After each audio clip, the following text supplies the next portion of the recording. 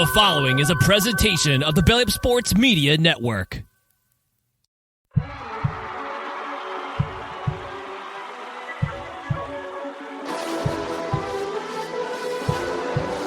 ball sends it over to Edward Robles. Go! Insert name FC!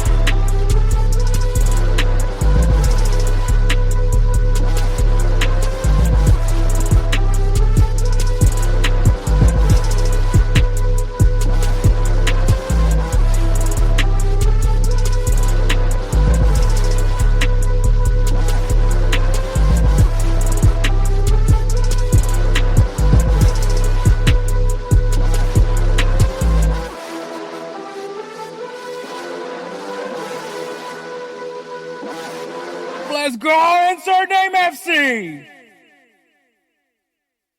What is up, everybody? My name is Hector, host of the Insert Name FC podcast, a member of the BellyUpSports Media Network. You can find us on all things podcasting, Apple, Spotify, wherever you get your podcast fix from, you'll find us there at Insert Name FC. You can also find short video versions from these episodes on our YouTube channel at Insert Name FC. Straightforward. A little bit easier to digest if you guys want something not necessarily past an hour. So that's another avenue where you can see shorter form videos.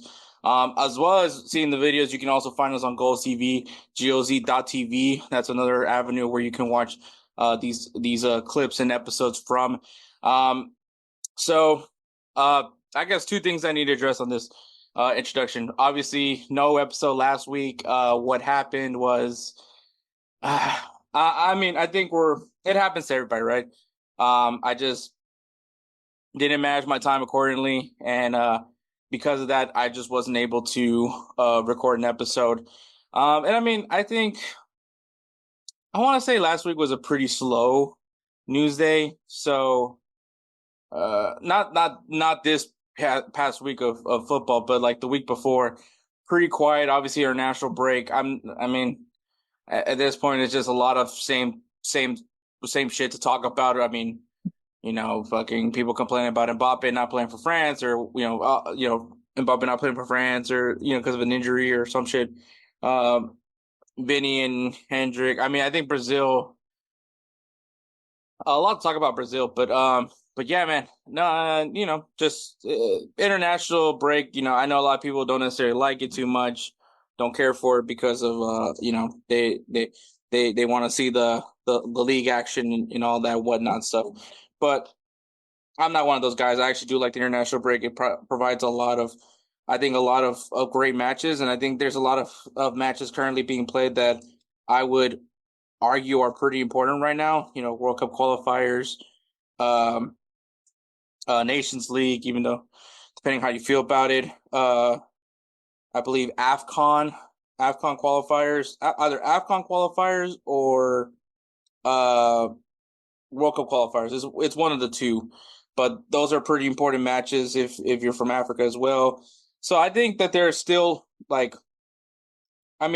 despite Mexico, I guess except the exception is Mexico and USA and Canada, because obviously they don't necessarily have to go through World Cup qualifiers or Nations League right now because they're still in the early stages of Nations League, and then World Cup qualifiers. They're automatically in the World Cup, so there's no real anything else added to that part for them. But you still got, there's still things to be played, and so there's. So I apologize that we didn't have an episode out. It was just me not really managing my time very well this past weekend. There was a lot of things going on, but still not an excuse. Family stuff, birthday, nothing crazy. It was just like a birthday party that obviously couldn't miss. And then when it came Sunday, some other stuff came up. So I just didn't have time to really type up an episode, go through, go find some topics to talk about, type it up, and then start talking. Because essentially what would have been if I was to try to tough it out on that Monday, would have been just me typing it up and then grinding out videos and grinding out the recording and then Monday probably try to get some editing done. And right now at my job, I'm coming in early at 7. I have to be at work at 7 every right now because we're kind of short staffed. So like it was like I was gonna risk a lot of like rest as well. And once again, like I've grinded it out before. Like it's not the first time I've ever done that, but I think trying to get my actual like a decent amount of sleep. I know they say was it 6 to 8 hours? I don't know what the amount of recommended sleep is, but I know usually 6 hours does me fairly well. And so I think I had to prioritize that. I didn't even do much for GolzTV because of just how tight my schedule was. Like the only thing I was able to do, which I'm glad I was able to do, which was go on corner booth and help out with their pregame on what they do on Thursdays. But yeah, man, aside from that, it was definitely a tough week for me to try to record something. And once again, I don't want it to come off as half-assed either. So if I'm going to do it, I want to do it right, and I think that's what it came down to it. But we you learn and adapt to it. You live and learn, and so luckily I had time to actually type up an episode. Basically, kind of going from this past week and the week before, trying to grab all the news that I can to give you guys a pretty good episode. But yeah, so in this episode we have we're gonna bring in Nik Gable, writer extraordinaire from BellyUpSports. Oh shit, forgot the second thing. The second thing is if you guys use GolzTV, there was a mishap that happened, a technical difficulty that happened. They found a bug. The digital team, the web, I guess the tech team found a bug on the GolzTV website, and they found the bug. They removed the bug. The issue came for you guys to have like a little behind the scenes on how the content goes into the GolzTV. There's two ways of uploading content to Golz. Either you upload the video into the site, similar to YouTube, or you can import it by using the link from YouTube and then import it into the GolzTV database. And so that's what I end up doing. I'm not, it's loading up uploading episodes can be a very long day, a long evening of time. So I don't want to really go through all that again. So I just import the video so that way it's available on GolzTV. And so but when they found the bug came from people that uploaded the videos. So once they figured it out, they removed the bug. Unfortunately, what happened was when they removed the bug, it basically wiped off everything that came after that bug. So a lot of the I think like the most recent content from Insert Name FC was like CONCACAF, like the future of CONCACAF, which was kind of coming from the Copa America talk. So yeah, it's not a big deal. I mean, things happen.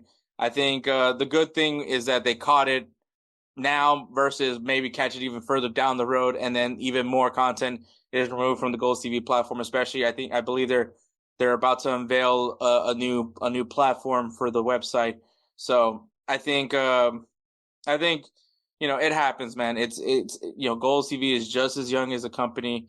And I know Jose has been really beating himself up about it, but like things happen, we're not perfect, and nor should we ever expect to be perfect. So I appreciate Jose for being transparent. I appreciate everything he does, man. So Jose, I'm always gonna be by your side, bro. Don't ever think otherwise. You know, there's nothing you could. I mean, there's certain things you could do that I could probably not want to be supporting you, but I don't think you're ever going to be capable of doing. I don't think you ever want to do that, nor do I think you're capable. You have the capability of doing that. So, I think that you're fine on that part. So I think Jose is great guy. Check out GolzTV, man. GOZ.TV, man. Lots of great content there, especially if you're looking for soccer content. For either you're supporting MLS team or your U.S. men's national team supporter. But yeah, so going back into this. In this episode, we have Nik Gable, writer for BellyUpSports. He does cover a lot of soccer, football, however you want to call it. He covers a lot of the game on Belly Up as a writer. He's coming in to talk about Thomas Tuchel taking the England job. So we're gonna really dive in with that with Nik Gable. So be ready for that. We got some Tottenham fans not happy versus the NFL. So obviously I love always know I love a good shit talk of Tottenham. So this is definitely my favorite part of the day. And U.S. men's national team call up, the recap of the friendlies that happened the week before. We'll go ahead and talk about their games. We're gonna give our assessments, and obviously some old man yells at cloud moments that doesn't involve me this time, but we'll see what was said there. We'll see what happens. We'll dive into that one as well. Decision day has completed, so now we have the stages set for the MLS Cup Playoffs 2024 edition. So we'll go ahead and look into that. We'll look at the teams that are in it. I'm gonna let you know right now, because of that part, we're gonna go ahead and actually upload this episode sooner. So this episode will be uploaded earlier so the MLS Cup playoff preview is a little bit more, I guess, not so delayed, because the wild card kicks off Tuesday. So we'll probably end up uploading this episode Tuesday. And so there's that. But yeah, so we'll preview the MLS Cup playoffs. We'll tell you guys who's in it. Early favorite. Obviously, if you guys remember the preview that I did way back with Kelsey, I had Orlando City as my predicted MLS Cup champion. Am I gonna stick with them? Probably not. But it'll be a juicy one. Give you guys players of the week. Give you guys some games to look forward to this coming weekend, and wrap this show up in a pretty little bow. So yeah. Like I said, once again, I apologize for not having an episode for last week. I'm gonna be a lot more better with my time management from here on out, to make sure that we have a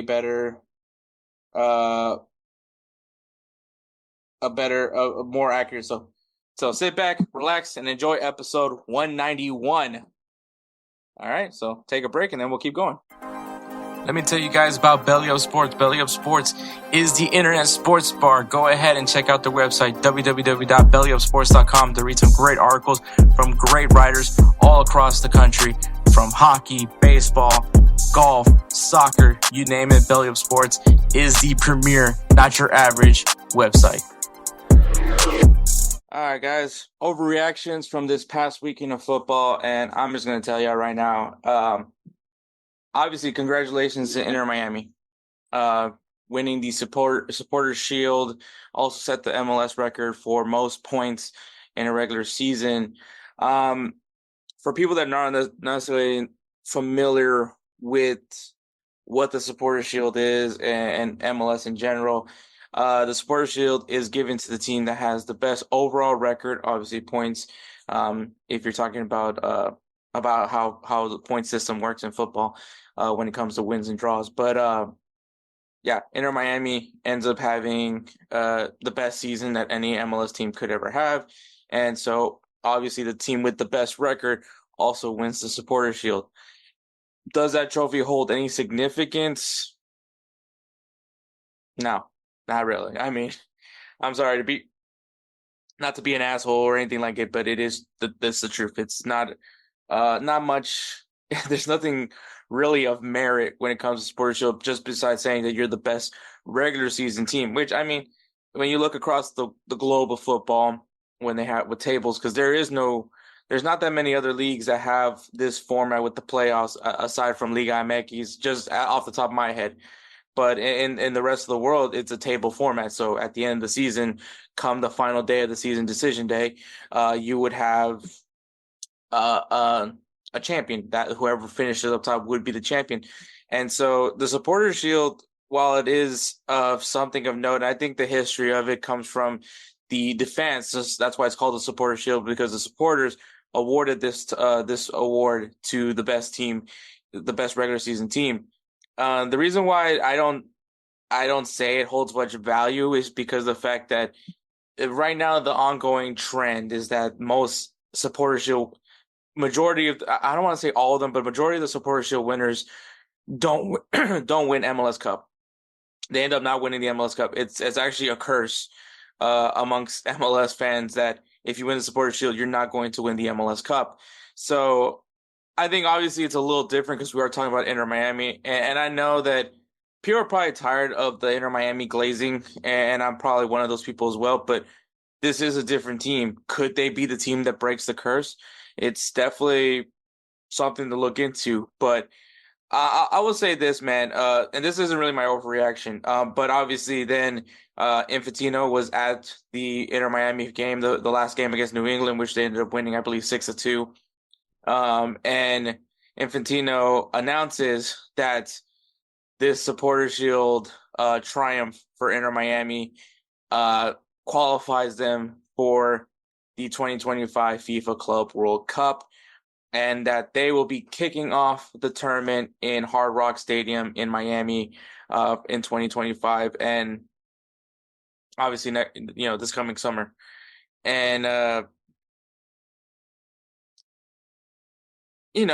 think if FIFA was gonna find a way to get Inter Miami in, if they, and I mean they didn't wait till the MLS Cup to finish, they're just gonna award it to Miami, regardless if, and probably Miami could win the MLS Cup. I'm not saying that it's not possible, but I'm just saying like there's gonna be a lot of MLS truthers, and I know that this isn't towards the fans of just that want to see Messi in every tournament humanly possible, which I mean I'm on that same boat as most of you guys are. But the problem is just that like what happens if Miami doesn't win the MLS Cup, and now whoever won the MLS Cup now feels a bit robbed, right? The MLS Cup is what really matters at the end of the day for MLS. It doesn't matter if you win the Supporter Shield.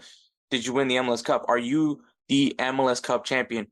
And if Inter Miami doesn't, and so this could literally end into this could really lead to some controversy if Miami isn't able to win the MLS Cup, because the team that does win the MLS Cup, they're going to have an argument and have a complaint with FIFA of how are they in the because they're not going to be in the FIFA Club World Cup because Seattle's the other team that's going to be featured in the Club World Cup for the MLS.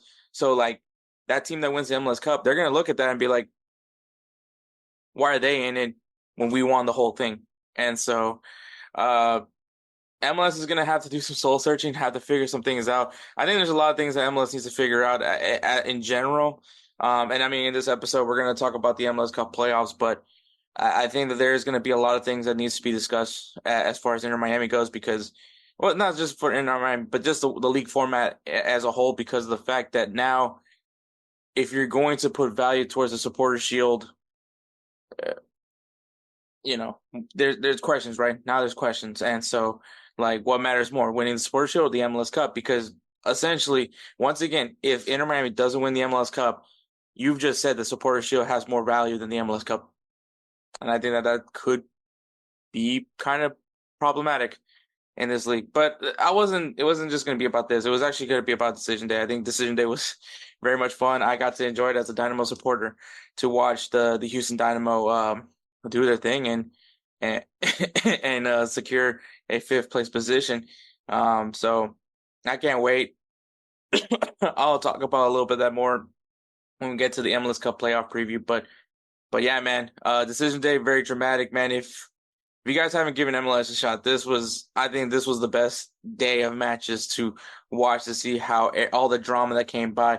DC United missing out on the opportunity to go. Atlanta United getting a spot in the wild card. Teams giving themselves a better matchup.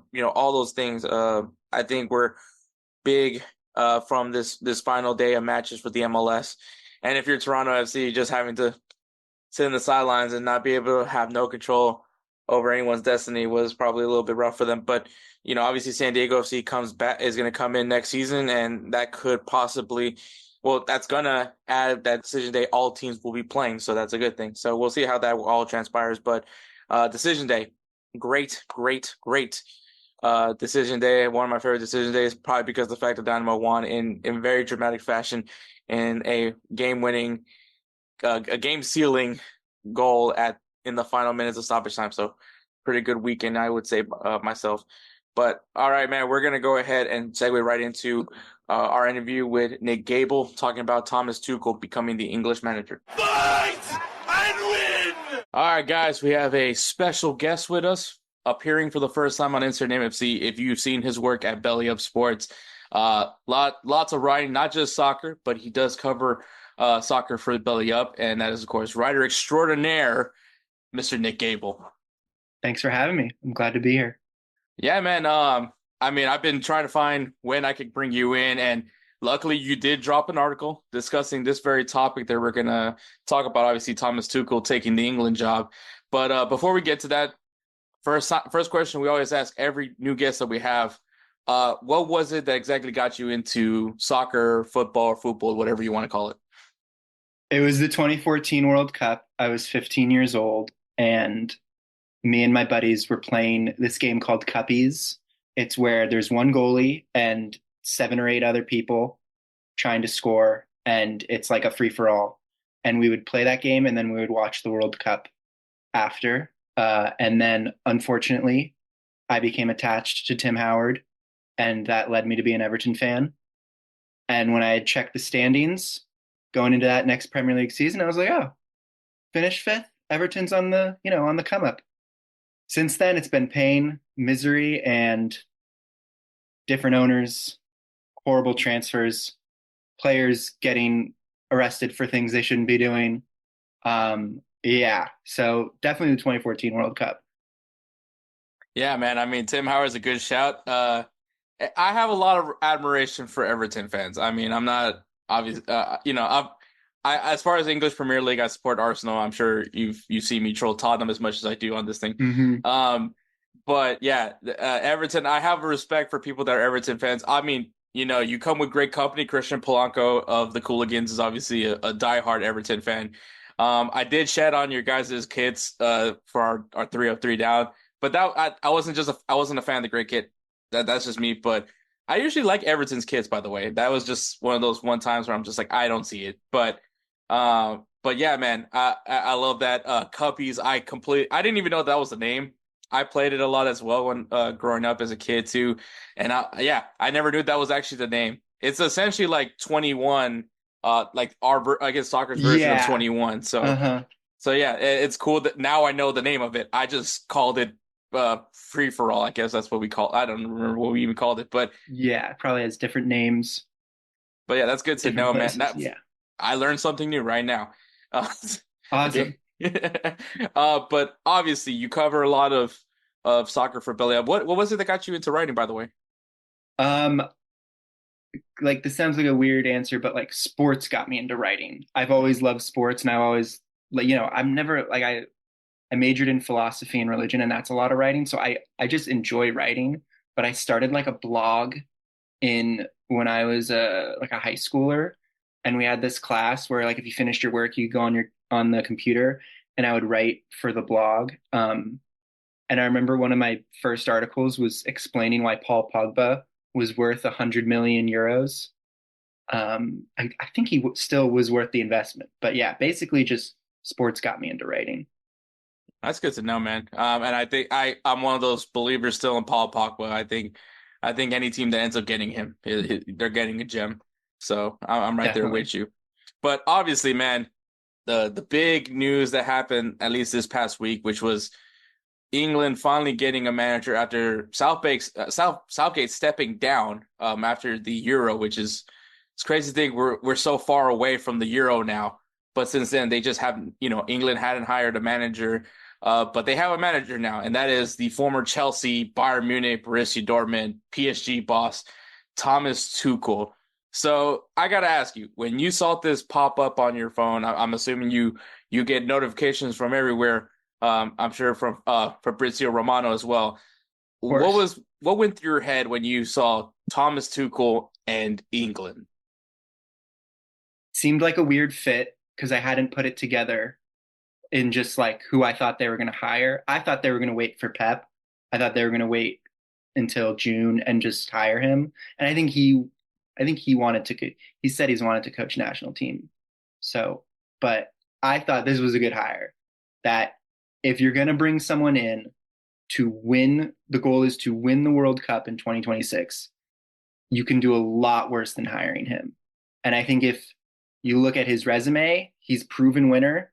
He's coached at big clubs. And I think the thing that made me go, oh, okay. The one thing that gets Tuchel in trouble is his like kind of like, I want this player, and this player. Can't do that in a national team. You can't you can't buy Joao Paulinho. He's not going to be able to get Joao Paulinho for England. So I kind of thought all the downsides of it is just like, okay, he's not British, but how many people really care about that who are not, non-England fans? So I think it's a great hire. Yeah, I mean Thomas Tuchel, I believe now he's the third non-English uh English coach. And obviously, I mean, there is one person that doesn't like it, and that's Gary Neville. I mean, there's a lot of people that don't like the move, but Gary Neville, I mean, everybody's beloved Manchester United player. Yeah, he had a lot of things to say about it, but I think he brought up a good point. Because Tuchel's been available since the summer. I mean, when the Bayern Munich season ended, uh, he's been available. Why is it that England? You kind of did mention it. You mentioned Pep Guardiola. Was it that they just knew at this point we're not getting we're not getting Pep, so let's go ahead and get Tuchel? Or do you think England would have been more patient and continue on with waiting for Pep Guardiola? I think the the Pep thing, putting that to one side, I think the reason they hired Tuchel was because I think they thought he was going to get the Manchester United job. And they thought, we want someone in. We don't. I also think they looked at Lee Carsley, who's their current manager, and said, he's like, we can't let him accidentally get the job. You know how Manchester United kind of let Ole Gunnar Solskjaer get the job because he was so good. And I think they didn't want this guy to be really good and then get to a World Cup and be like, he's not one of the best managers. I think they thought Tuchel was going to get the Manchester United job. And, it helps Tuchel. And I think with Pep, I think it's so hard to wait. So much can happen in 6 months, or not even 6 months, like 10 months in soccer. Mm-hmm. And I think they didn't want to, I think they had to act. No, yeah, I completely agree with that. I think it's just the fact that everyone was wondering what was the wait time because you did, like you mentioned, Carsley was your interim manager. I think maybe that 2-1 loss was kind of there. Okay, we can go ahead and make this move now for Tuchel. I think there was still some waiting on it. I think they weren't entirely sure. I'm pretty sure that everyone was pretty set on Thomas Tuchel. I mean, Thomas Tuchel's name was also brought up for the U.S. men's national team. Well, obviously before they end up hiring Pochettino. But I think for what he brings to England, which is what everybody knows Tuchel for, is he's a defensive-minded manager. At least that's what mostly he's praised for. And then plus he's a play. If there's a tournament, he's gonna probably do fairly well in it. I mean, people still say that Bayern Munich team that he had was one of the worst Bayern Munich teams, but that Bayern Munich lost to a team that went undefeated. There's no real way to beat that team. And then in the Bundesliga, and then obviously they were a semifinalist. They were one match away, a controversial offside call away from making it to the Champions League final against Borussia Dortmund. So I don't necessarily think that Thomas Tuchel's last season with Bayern Munich was a bust by any means. I just think it was just a series of unfortunate things to happen, like Bayer Leverkusen going undefeated. But despite that, I mean, he still had success at Bayern Munich. Depending on how you feel that is, he took PSG to the Champions League final. I mean, that is impressive by all means because no one else has gotten close to what Tuchel has done. And I mean, obviously, his run with Chelsea was very impressive. And I think that which is crazy to think that Manchester United were, I guess, almost how close would you say Manchester United was to getting Tuchel? I think if the next international window is in November. I think if Ten Hag had not been able to get results going in a more like they're like 3 points away from Everton. And I think if he hadn't been able to get the results going, I think in November they would have been like, we're gonna like they were already talking to him before they re-signed Ten Hag. So I think also like there's this kind of Julian Nagelsmann blueprint where these club managers rebuild their kind of reputation through the national team. I think Pochettino's doing it with the US, and I think it's an easier lifestyle. And I think if Manchester United had came to Tuchel, he would have said yes. Probably they would have had to fire Ten Hag first. But I think it was semi close to answer your question. Yeah, and I mean, obviously, Ten Hag, I'm sure, doesn't like the idea of seeing all the English propaganda about how his job was almost gone and was going to give it to Tuchel. But very much so, I think there's still a lot of pressure. I mean, I don't know how much longer his leash is right now with Manchester United, but yeah, I just don't think that it was going to be soon enough where the English job was just more enticing. Plus, like you mentioned, it's a different situation than it is a club. Like there's not much. I mean, there's still the day-to-day things that you do, the scouting and all those things, but I think a little bit more relaxed in some sense because you're not prepping every single week for a match. You're all you're really doing is just making sure your team, your player pool of players that you're hoping to select for the national team is A, healthy, and two, performing in whatever league they're playing in. So I think that there is a lot of benefits for that, and I think um, Harry Kane has to be, at least in my opinion, has to be a factor, right? I mean, Harry Kane had an amazing season with Bayern Munich last year. I mean, if he somehow replicates it, maybe someone can throw him into the Ballon d'Or conversation at some point in the near future. But uh, I mean, do you feel like England saw that with Harry Kane and Tuchel in Bayern Munich last year and was like, this could be the guy that can help us do a little bit more with the attack? Which is funny. We're talking about a defensive-minded coach, but can he be kind of helping to unlock that next level for Harry Kane? I think so. I think they looked at not as specific to Kane, but also just working with like big personalities and big names. And I think the problem with Southgate is the players felt bigger than him. Like it felt like Bellingham and Kane and Saka and Foden were all like just bigger names. And that happens in club and world football. But it seems like Tuchel's going to be able to go in there and he's going to be able to make tough decisions. Like he might have to drop Phil Foden, and he's going to be able to do that because he doesn't have like an attachment to him that you know Gareth Southgate does. Because I think Southgate gave him his debut, so there is. I think they looked at Tuchel being able to manage like the big personalities and be able to make the tough decisions. Because if you look at that England squad, you can't put all those great attacking players in one team. You're going to have to balance it out a bit. Yeah, no, I definitely agree to that. I think Harry Kane definitely was a factor for Tuchel as well, at least to help improve his odds of getting the English job. And I think kind of looking at the player pool, right? And you like you said it, Tuchel doesn't necessarily get to pick out whatever player he wants because now he has to look at all the English national players that are available to him.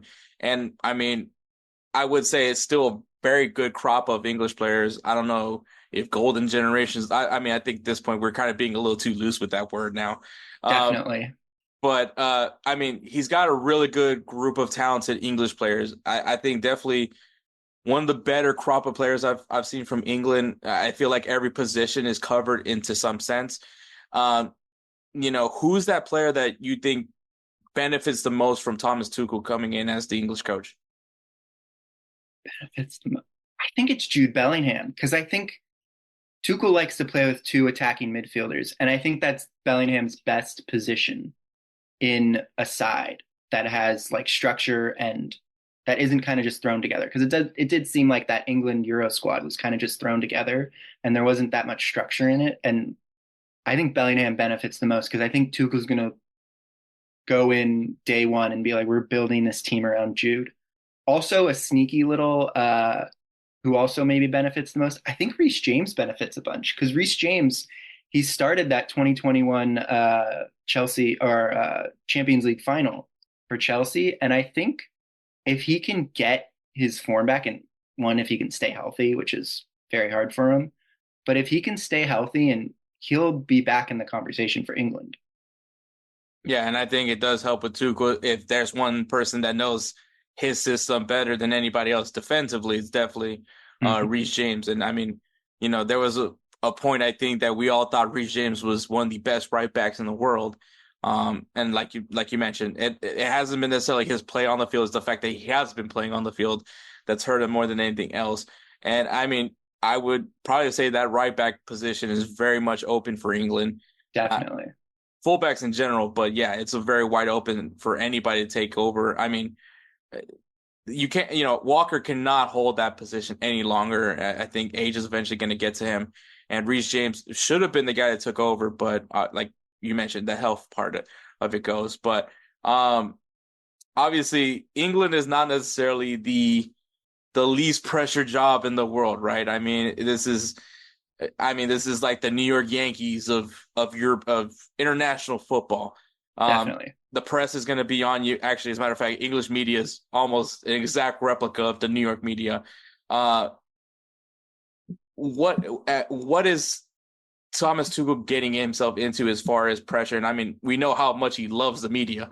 So how what's the I guess what's the pressure that's given to Tuchel, and do you feel like he can at least deal with the pressure by all and also try to keep a winning football club?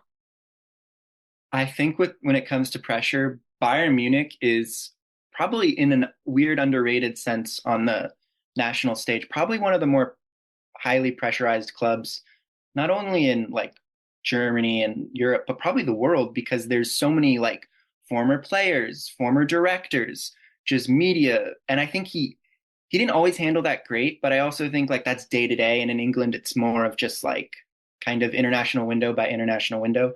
Tuchel has been pretty decent, I think, so far in his opening quotes. I think he understands probably the biggest thing is like him not being English, and I think he'll handle that well.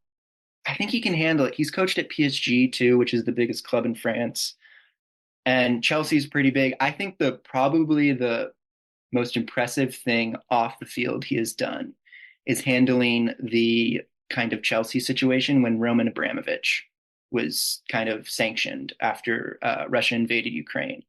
And he kind of became the de facto spokesperson for the club during a time when it was like, the owner of the football club was being sanctioned because his country was going to war.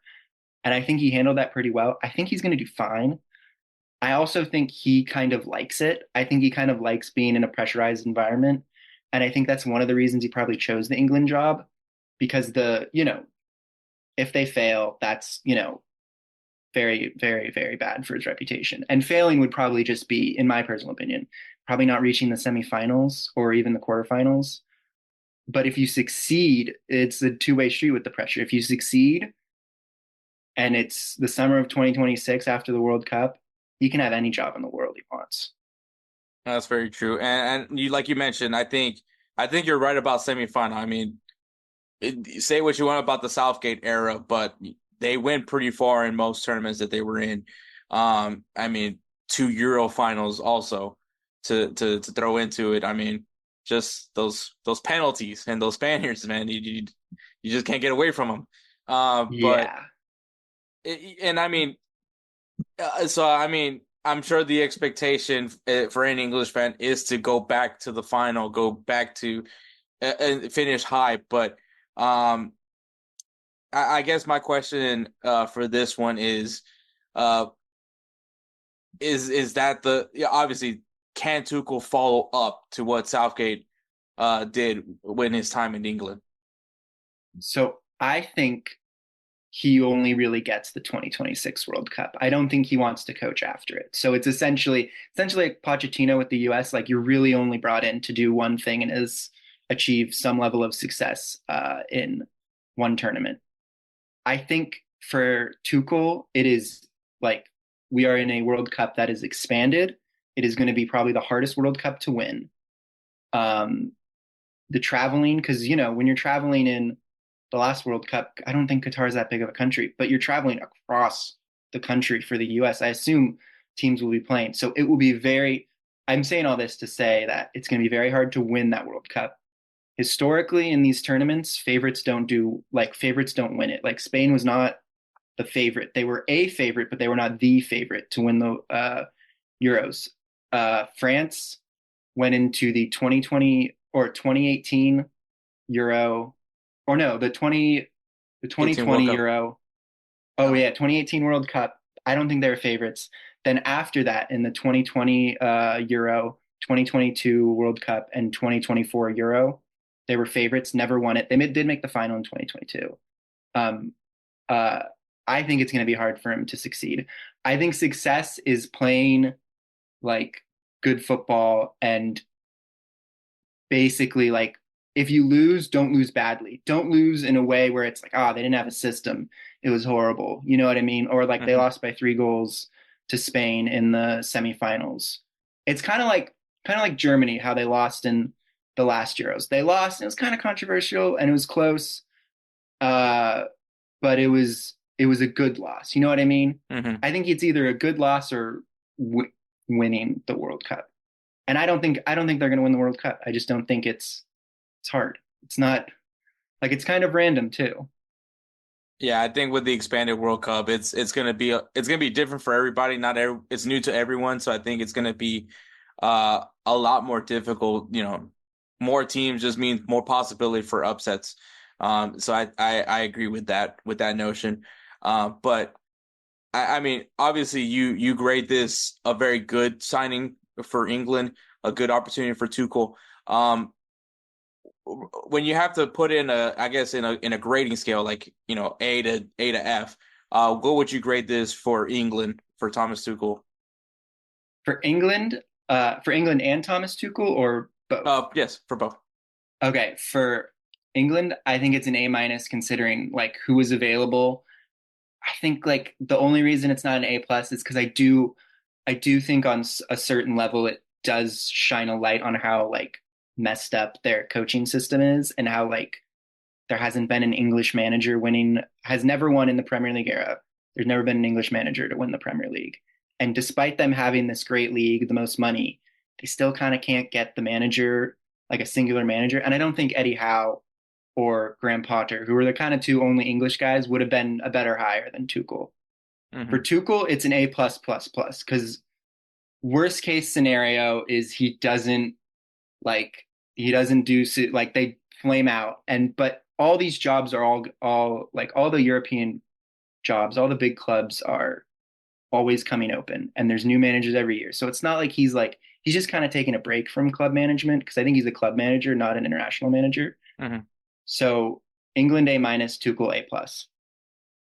No, I think that's a really good scale. I think I actually agree with you. I think for Tuchel, one, he stays in football, right? Like, I think it's always weird when a manager takes like a year off. I mean, no offense to Jurgen Klopp, but that's the exception to the rule. But some of these guys, sometimes when you're away, I mean, Zinedine Zidane has been out of work for I don't know how long. I wouldn't want to see him, coaching in the Premier League just yet, just because of how long he's been away. So I think one, he's still, football is still fresh on him, right? He's still looking at tactics. He's still seeing how the game is evolving in some sense, and seeing how he can evolve England as well. So I think that it's like, if you're not using it, you lose it kind of thing is, I guess, how I think of it. So I think, it's great for him. It is a high pressure situation, but kind of how you agreed. I think he loves this being in these kind of scenarios. I mean, he took over Bayern Munich when they were going through. They just fired Nagelsmann for some weird reason, and they bring him along to take over. And you're right. I think he does love those kind of high pressure situations. I mean, the Chelsea's run to the Champions League that year, for some reason, they were the only team Manchester City could not best that year. It was bizarre. I don't know what it was about Chelsea that year, but they were just a thorn to Manchester City's side. And I mean, didn't even help them win a Champions League. So, I mean, it's just, I think there's just something about high pressure. And I think you're absolutely right about that he just lives for those kind of opportunities. And I mean, nothing's as high pressure as being the English coach. I mean, Southgate, I don't know how many times I've seen Southgate out. I mean, hot take, but I actually didn't think Southgate was that bad. I thought he was pretty good too. I thought the results, weren't bad. Yeah, exactly. And I mean, I've heard people from the English side tell me that Berhalter wasn't that bad either, and I'm maybe that to them they see Southgate Yeah, as that's true. Berhalter. I think that's probably what it is. I mean, it's the Spider-Man pointing each other at me, maybe in some sense. Hmm. But yeah, I agree with you on that one. I think Tuchel is a really good coach. I think Pep, you were just reaching for the stars. I just don't. Not that it's not possible. I just don't think with where he's at right now with Manchester City, he's gonna at least finish the season out, depending what happens with the whole whatever. I don't even know how many charges now that they're facing for financial A fair lot of play. charges. Yeah, I mean, Yeah. depending on how that all transpires, I mean, it's just too much to wait on for Pep Guardiola when you were like a little bit more over a year now away from the World Cup and like just like the US, how they needed to hire a coach right away. England was on the same boat. So I think that there's not really much, you don't want to waste as much time as you need to find a coach, especially when you have less than 2 years to go to the World Cup. So I think that everything was right for both teams. I think this is a good addition. I can't wait to see what Tuchel does with this English team because I'm not saying that he hasn't had this option of players, but I think it's interesting to see what his player pool is going to look like, who he calls up. I mean, I think we're going to see the names that we expect to see. You mentioned Bellingham, you mentioned Harry Kane. James Reese will be an interesting addition to the team if he stays healthy. So the names, I'm sure we're going to see the names, but I just want to see who are those guys, the fringe players, I guess you could say, the ones that maybe make that final cut of the roster. That's the ones I can't wait to see because Tuchel has a reason for everything he does, and he's a guy that I have a lot of respect for. So I think England will be a fun team to watch, especially as we go closer to the World Cup. And yeah, I think the only thing that's really going to stop them is if Spain. It's probably Spain. Spain's like is unworldly right Spain's, now. yeah, Spain's got a young, talented squad. Great. And I mean, France is going to be up there. I think Argentina with Messi, if he stays around. Brazil's always, who knows with Brazil, but it's definitely going to be, I think England are going to be one of the favorites. And I think with England going into every game, they're not going to have that like, ooh, like we might get out coached this game feeling. There's Mm-hmm. no like, other than Pochettino with the US, which they have more talent than the US, and then probably Germany with Nagelsmann. There's just like okay, maybe a draw on managers, however you view those other guys, but they're gonna go into every game being like, we have the best coach, and hopefully he'll get this right. Yeah, I agree, and I can't wait if they end up playing Germany and Germany wins. I just can't wait for the accusations that he's a double agent for Germany. That's So going to be fun. That's going to be interesting if they play Germany. The build up and everything to that game is going to be crazy. The World Cup's going to be crazy. Like it's in the US. It's going to be fun. I totally agree. But yes, this was a great topic. If you guys want to see more of what Nick has to say about the Thomas Tuchel addition to England, I'm sure all that he said is actually in the article. But if you want a Definitely. refresher, go ahead and check him out over there at BellyUpSports. But hey, thank you so much for coming, A, and B, this is your time to shine. Tell everybody where they can go ahead and find you. Okay. Can I do one lineup read? Because I wrote down a lineup that Tuchel might play. Oh yeah, go ahead. Go for it. Okay, this is a if everyone is healthy and in form lineup going into the World Cup. So he's playing a 5-2-2-1. So it's going to be Trent Alexander-Arnold at right wing back. The three center backs are going to be Gahey, Maguire, and Stones. Saka at left wing back. And then the two center midfielders are going to be Declan Rice and Conor Gallagher. The two attacking midfielders are going to be Jude Bellingham and Cole Palmer, and then Kane's going to be at striker. I mean, fun fact: Saka was a left back when he actually came up with Arsenal. That's So why I put him there. I think I wouldn't be surprised if Tuchel puts him back there because I think he's good defensively. He's not like one of those wingers who won't track back and defend. He's a good defensive winger. yeah, you're Um, you're right about that. I say that all about the Star Boy. But yes, I actually that's a Bellingham's gonna eat. I get spoiled a lot from Bellingham, but yeah, that guy's gonna eat. I think playing him in a cam role, letting him be more free roaming. I think And I think that's one of the things about Tuchel's system also is that it gives a lot of trust to the players. I mean, he obviously preaches about defense, but when it comes to the attack, I don't think he necessarily lets the guys limit themselves to be only in one position. It's a lot of free roaming. And so I think, and that's kind of one of the reasons why Chelsea had the success that they had in the Champions League that year.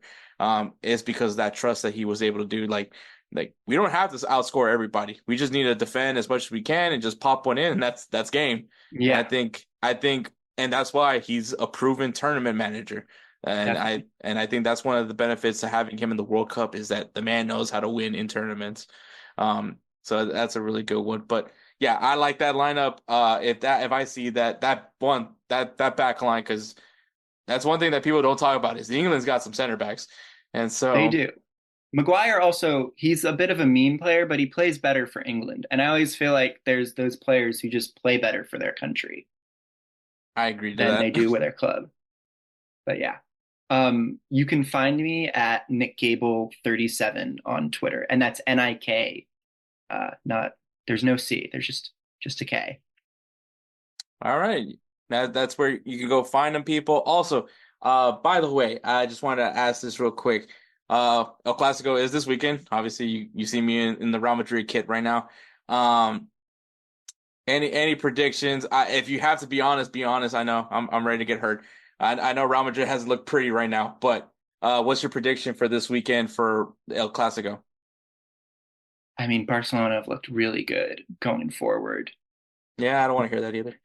Um, I will say that this is probably the first El Clasico in a while where the two managers are like really, really good managers because I never really rated Xavi as a manager. And then I think Barcelona, where is it? Is it in Madrid or is it in Barcelona?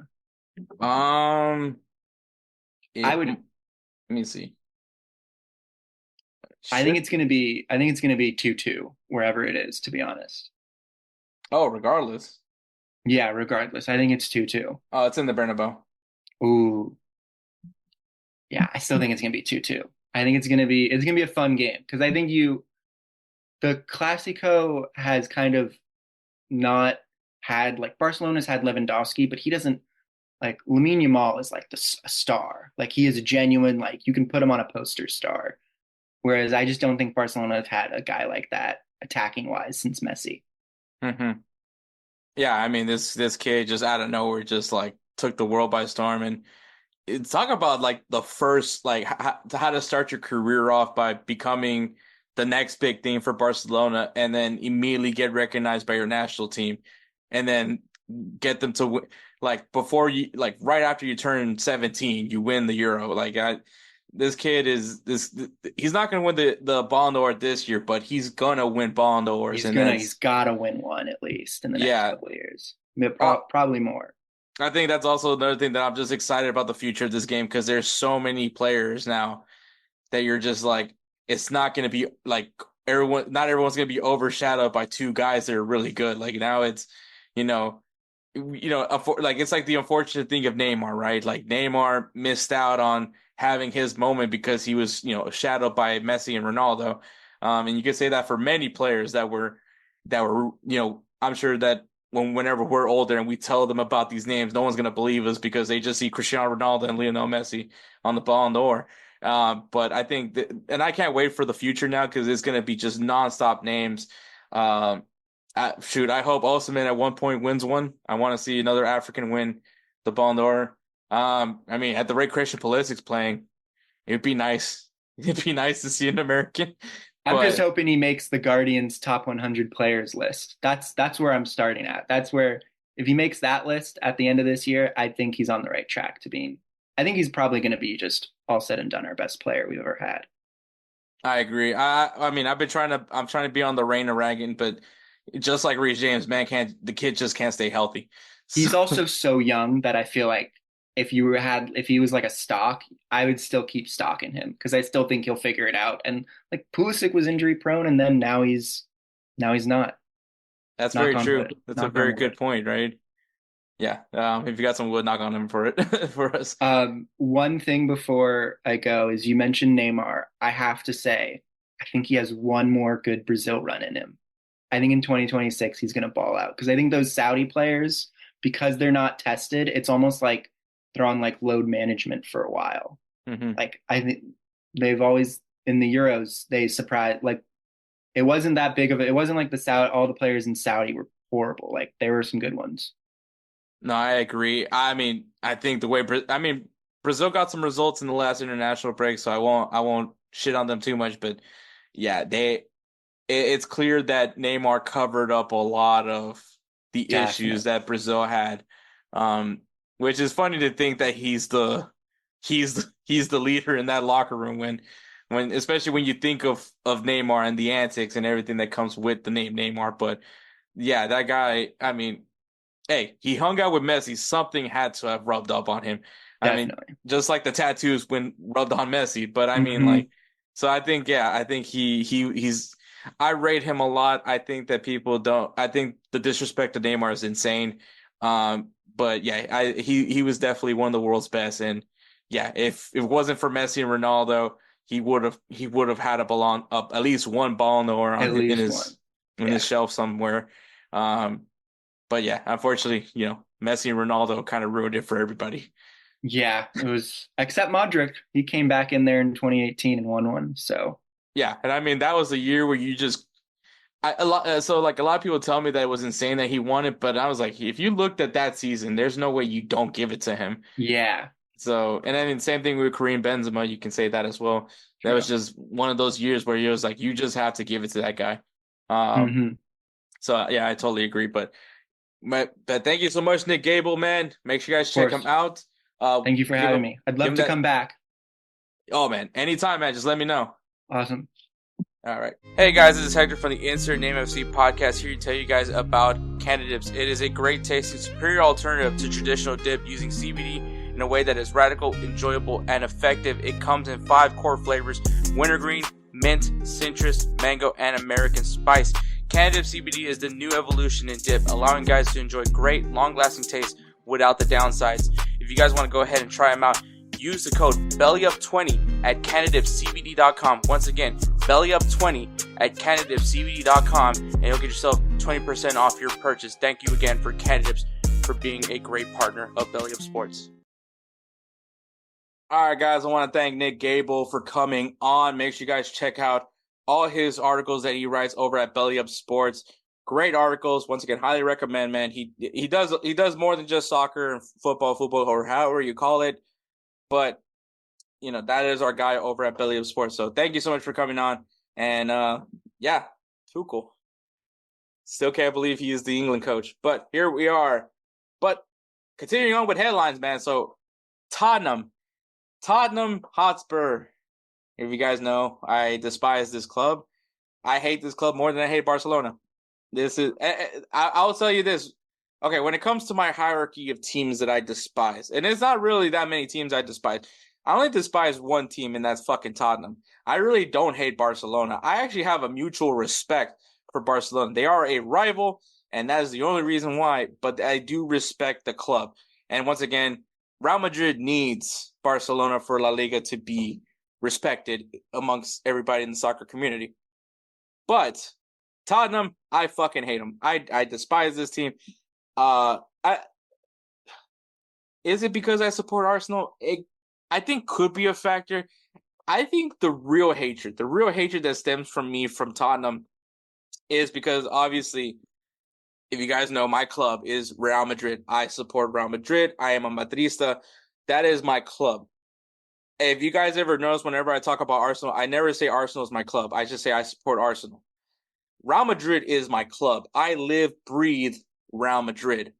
Like, when it comes down to it, doesn't matter who they're playing, I'm supporting Real Madrid. If Arsenal plays Real Madrid in the Champions League, I'm rooting for Real Madrid. If somehow the Houston Dynamo play Real Madrid in the Club World Cup, I'm rooting for Real Madrid. Like, it trumps everything, even American sports. Like, as much as I love the Astros, as much as I love the Texans, as much as I love, I'm not really an NBA fan, so I'm not gonna pick a NBA team. Like, regardless of any of those teams, Real Madrid trumps them all. That is my club. That is the team I undeniably support. No matter what, a la Madrid y nada más. That is my club that I truly, truly love. And obviously, a lot of the nicknames of Real Madrid is called Los Merengues, but more importantly, Los Blancos, because of obviously Real Madrid being well known for wearing a white shirt, a white kit. Correct, right? And I think that's where it comes from, my despise for Tottenham, is because they wear white jerseys and they're fucking trash. Like, I'm not saying that teams that wear white have to be good, but I just don't want people affiliating Tottenham with Real Madrid. And I'm sure and funny enough, because obviously Luka Modric came from Tottenham, Gareth Bale also came from Tottenham. But I didn't hate those players. I like those players, but when they wear that Tottenham kit, I fuck them. But yeah, so when I think really the at least what comes where my hatred comes from Tottenham stems from the fact that they wear white kits, and I hate that they wear white kits because I think they're trash. I think they're a fucking joke of a club. I've said it plenty of times. In order for them to be overrated, they have to be rated in some sense, and I just don't think this team is good at all. I fucking hate them. And it's funny, too, because they're like the complete polar opposite of Real Madrid, right? Because Real Madrid, known for winning Champions League, known for being a winning club, right? And then you have Tottenham, the other team in white, that is just god-awful and a fucking joke of a club. So I think that's just where it stems from. But I gotta say, though, Tottenham fans, like, what are you fucking complaining about? So if you guys don't know, the NFL has had some games in England, and specifically in London, and they've been using Tottenham Stadium for their football games. And obviously, it's football, American football in London. They got like the festivities. They have, the decorations, the decor for the American football. And I think, despite the fucking early time to watch it, I actually do watch the London game. It was actually hasn't been terrible, the London game, so at least there's that. I mean, okay, well, for one side, they're definitely terrible, but have been fairly good games, in my opinion. But I think apparently Tottenham fans are just pissed and fuming at the fact that at the Tottenham Stadium, they dropped a banner saying home of NFL. Tottenham Hotspur Stadium, I believe it's what it's called. It's probably not called that, but that's what they were saying it on the coverage of the game. Is it? I hate that I have to fucking Google Tottenham Hotspur, for on my phone. It disgusts me. Yeah, it's Tottenham Hotspur Stadium, which I will say something nice. It's a beautiful stadium. That's it. That's my one nice thing I will say about Tottenham. But yeah, the stadium is pretty nice. But yeah, so Tottenham fans just went fucking wild about the fact that that fucking they put that banner out there like saying that this stadium is only for NFL. Actually, let's go to the tweets. Let's go to the tweets because the fans took to Twitter to show, or the X to show their outrage. And here's some of the things that I won't say the name. Maybe if I clip this, maybe I'll do a little screen of the tweet. But here's the first tweet. Fuck off. It's a football stadium. I mean, both sides are right. If American football. So where once a great club used to win football trophies before a man came over 24 years ago and stripped that once great club of their great tradition of pure greed and money. Your team stinks, all right? What fucking great club are you talking about? What fucking great club are you talking about? Tottenham fucking sucks. So I'm sorry. Shut the fuck up. Who fucking cares? Tottenham stinks. Be grateful that someone's paying to go to your fucking stupid stadium. After I just said it was really nice. And no shit, it was for fucking money. If there's no football if there's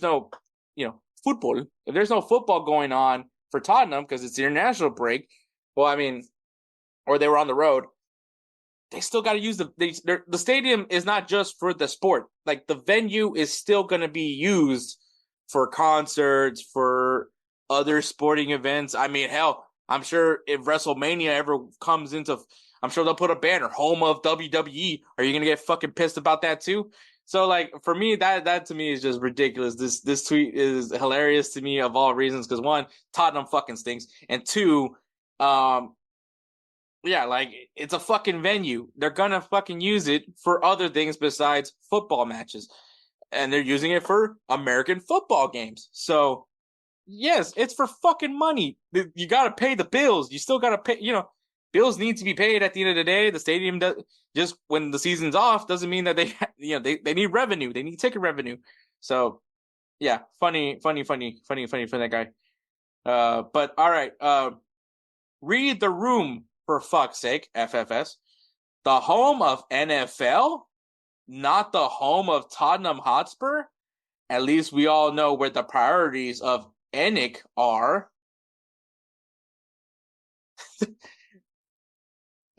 They're flipping off of a fucking banner. I just want to mention that. Like, that's the fucking thing that they're ticked off about, is that it's over a fucking banner.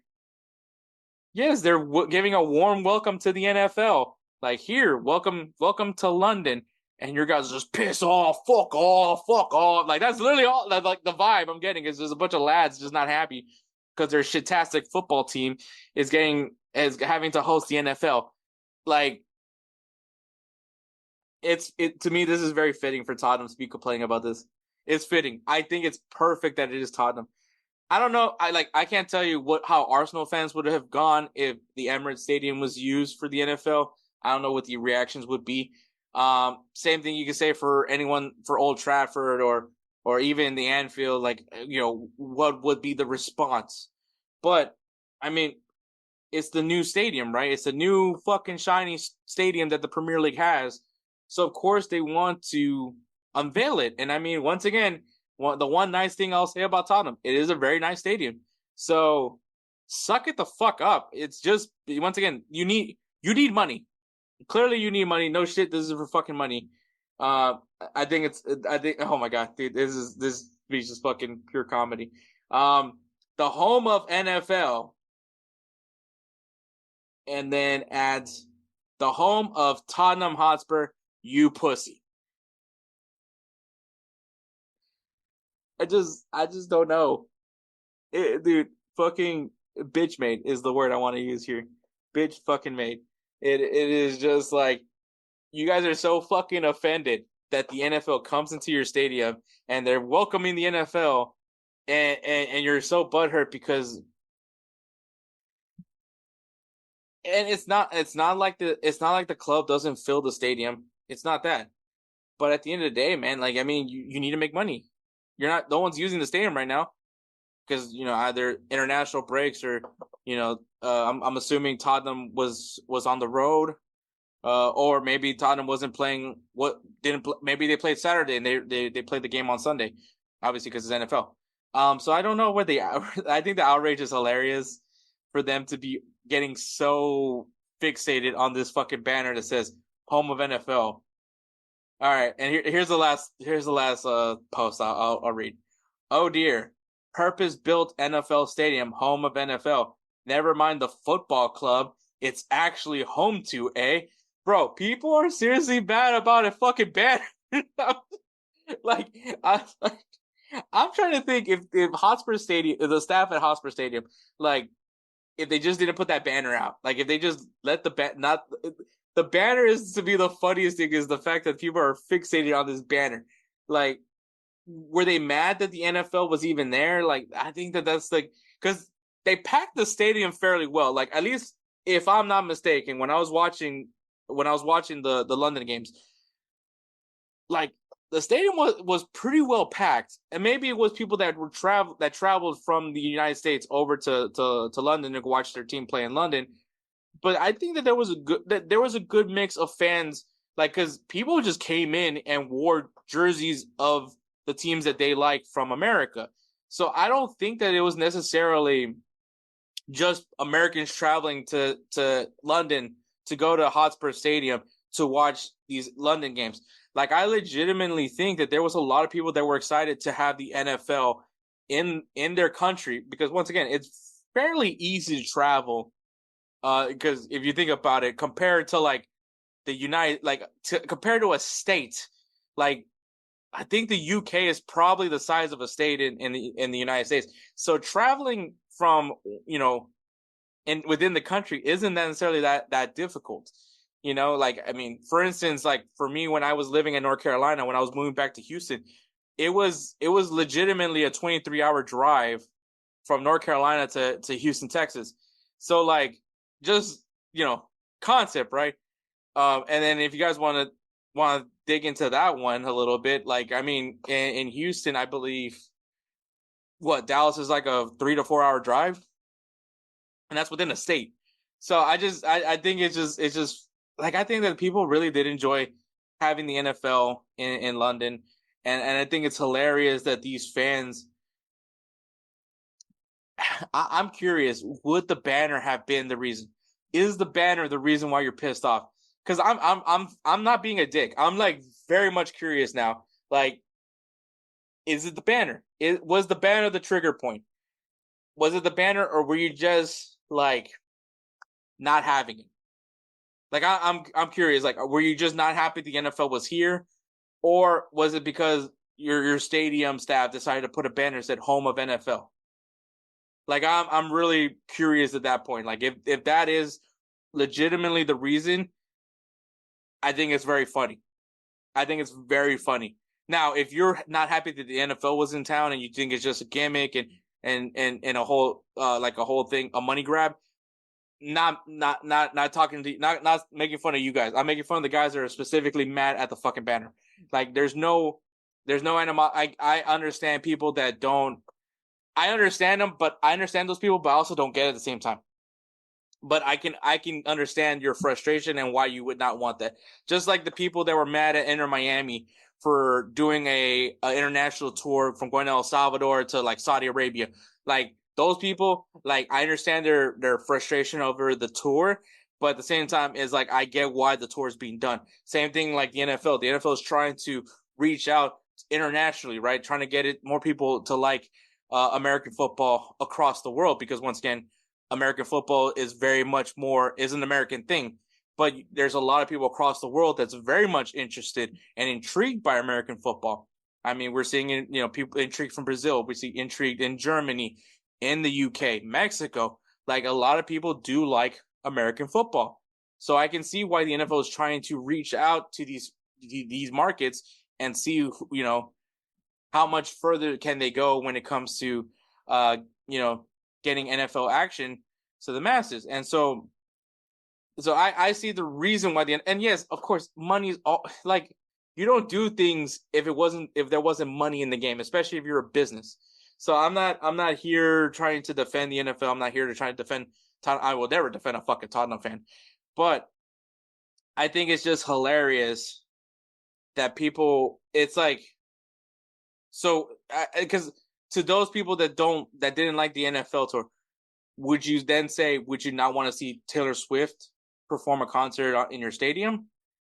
That would be the follow-up. Like, how do you feel about concerts? What about Metallica, Foo Fighters? What happens if they come into town and they use your stadium, for the concert, and maybe they drop a banner to welcome them? Like, are you going to be pissed off for that as well? I think that's a very valid thing. What happens when England wants to use Tottenham Hotspur Stadium and is a home of England? Like, are you gonna get pissed off at that? Are you focused more on the club, or are you worried about the stadium? That's where I'm at with that. But it's hilarious. I fucking love it. Fuck Tottenham. I say that every single day with such pride. I hate this club. I hate this club so much, and I am not ashamed to admit that I despise that team. I think I wake up every day saying fuck Tottenham, and I'm fine with that. You guys can say I'm petty. You guys can say I'm a piece of shit, and that's okay because I know I am. But all right, there is that. All right, man. The U.S. men's national team. The games have passed. We have some time to have an assessment and think of what we just watched. So, obviously there was 2 friendlies that the U.S. men's national team played. The first one was against Panama in Austin, Texas. I will say Austin showed up very well. I think it was a very good crowd, over there for the U.S. men's national team. It was also Hispanic Heritage Night. At least that's what the U.S. men's national team was promoting. But yes, USA beat Panama 2-0, 2-0. USA had 55% of the possession. USA had 11 shots for them, were on target. The goals came by Yunus Musa in the 49th minute, which is his first U.S. men's national team goal. Way to have your first U.S. men's national team goal on the debut of your new coach, Mauricio Pochettino. And then Ricardo Pepi comes in stoppage time to score the nail in the coffin in the 94th minute. The lineup was pretty unique. It was a 3-4-2-1 formation, utilizing two cams and essentially having two wingbacks, essentially. So I think like in the attacking, when they were on the attack, the formation would be the 3-4-2-1 formation. But then once they're in defense, it kind of goes to a back five. But the Matt Turner was goalkeeper. He actually was goalkeeper for both games, so no Zach Steffen. So that was interesting. The back line, at least for the 3-4-2-1 formation, was Tim Ream, Mark McKenzie, and Joe Scally being labeled as a center back for this formation. In the midfield, playing wing back was Anthony Robinson, and Yunus Musa playing essentially the other wing back. We have Aiden Morris, Gianluca Busio playing as the center midfielders, and the two cams up top was Christian Pulisic and Brandon Aronson. Not necessarily different for Christian Pulisic. Pulisic has played the cam a few times over at AC Milan, so not necessarily a unique position. Brandon Aronson, I think I prefer him more on the wing for his athleticism, but I think he has played the cam a few times. But just a unique setup. And then at forward, we had Josh Sargent being the starting forward. The subs that came into this game was Tanner Tessman, Christopher Lunn, Alejandro Zendejas, Ricardo Pepi, Haji Wright, and Malik Tillman. I think this game wasn't too crazy, but you beat the team you're supposed to be. You're supposed to be Panama, and I think aside from that was a good performance, a good debut. It's a win. Not the prettiest of wins, but that's what CONCACAF is. CONCACAF isn't about winning pretty, it's about winning ugly. And I think they did enough on the defensive side to keep themselves in the game, and they got 2 goals in the second half to solidify I would say a pretty good defensive performance.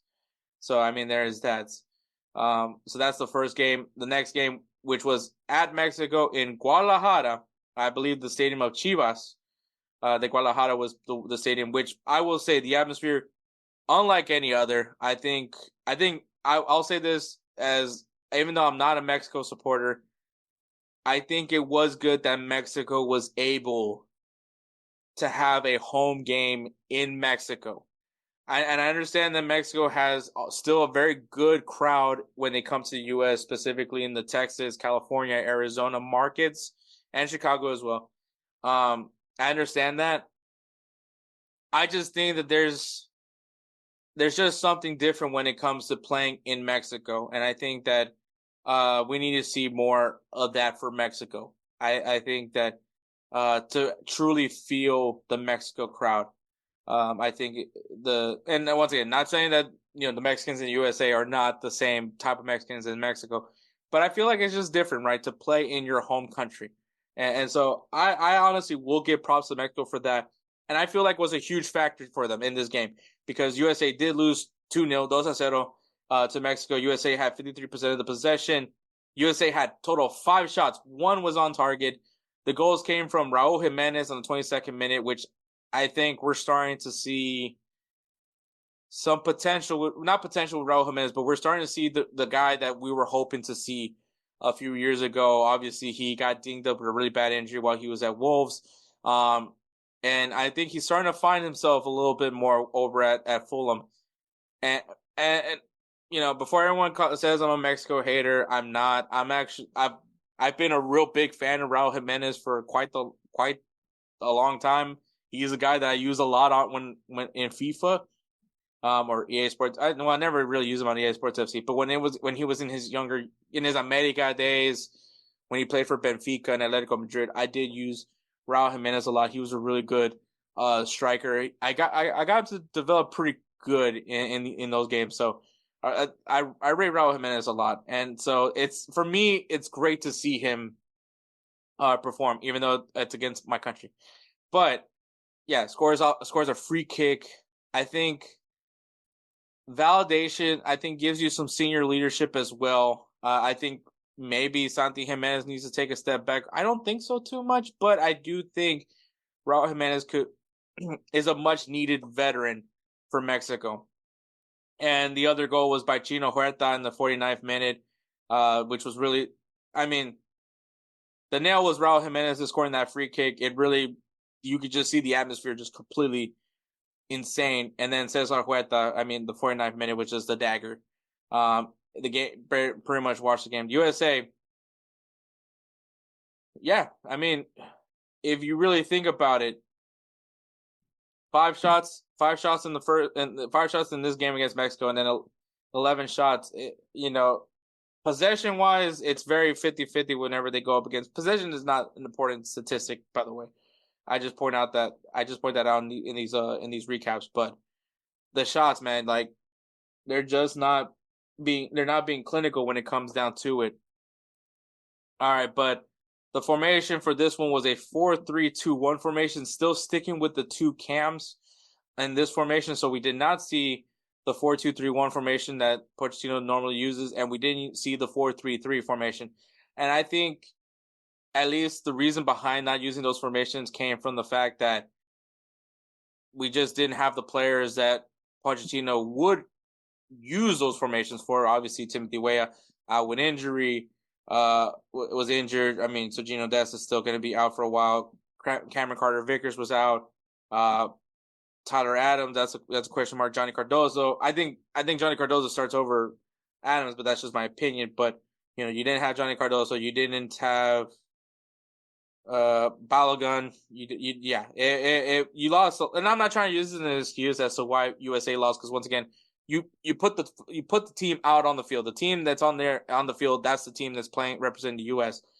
And you can argue for Mexico, they did some different things in this call up, man. Like, I mean, as much as you want to be mad at the US for not winning, Mexico, it's funny because you want Mexico to zig. You want Mexico to zag instead of zig. And let me see, because like the Mexico call up, I think initially a lot of people were not necessarily too happy about the Mexico October call up. I'm trying to see the Mexico national team, their October call up. We'll just look at the roster. Because I mean, for goalkeeper, because the unique thing about this call up was that you brought back Memo Ochoa, right? You bring Raul Jimenez. So you're starting to see some of the older guys, right?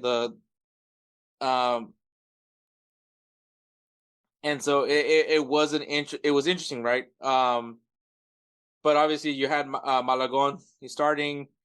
Honestly, like a pretty decent form lineup that they had. Raul Jimenez, obviously, Chino Huerta, who continues being better. I think one day hopefully soon he goes to Europe, or I think he is in Europe. I thought he was in Europe. Let me see. Chino Huerta. Is he still with Pumas? He Global Nacional. That should be Pumas, right? Yeah, that's Pumas. So yeah, he still plays with Pumas. So I know he was linked to like Europe, but I would love to see him in Europe. Oberlin Pineda, another name that I'm very familiar, and I'm actually pretty high on Pineda as well. I think he's a really good player. He plays right now with AEK Athens. I think he's also a pretty good player. Alvarado, I think, is very sneaky good. Andres Guardado, this is his retirement from the Mexican national team. They called him back up. It's to me when I saw this Mexico team, it was a little bit interesting, right? But I think you need that mix of the old with the new at the same time. So it was a lot of puzzling. At least some people found it puzzling with the Mexican national team call up, but I think aside from that, was pretty good. Was a pretty good team. I think definitely found some identity over in Chivas. Obviously, they had a friendly against Valencia. It was a draw, interesting draw.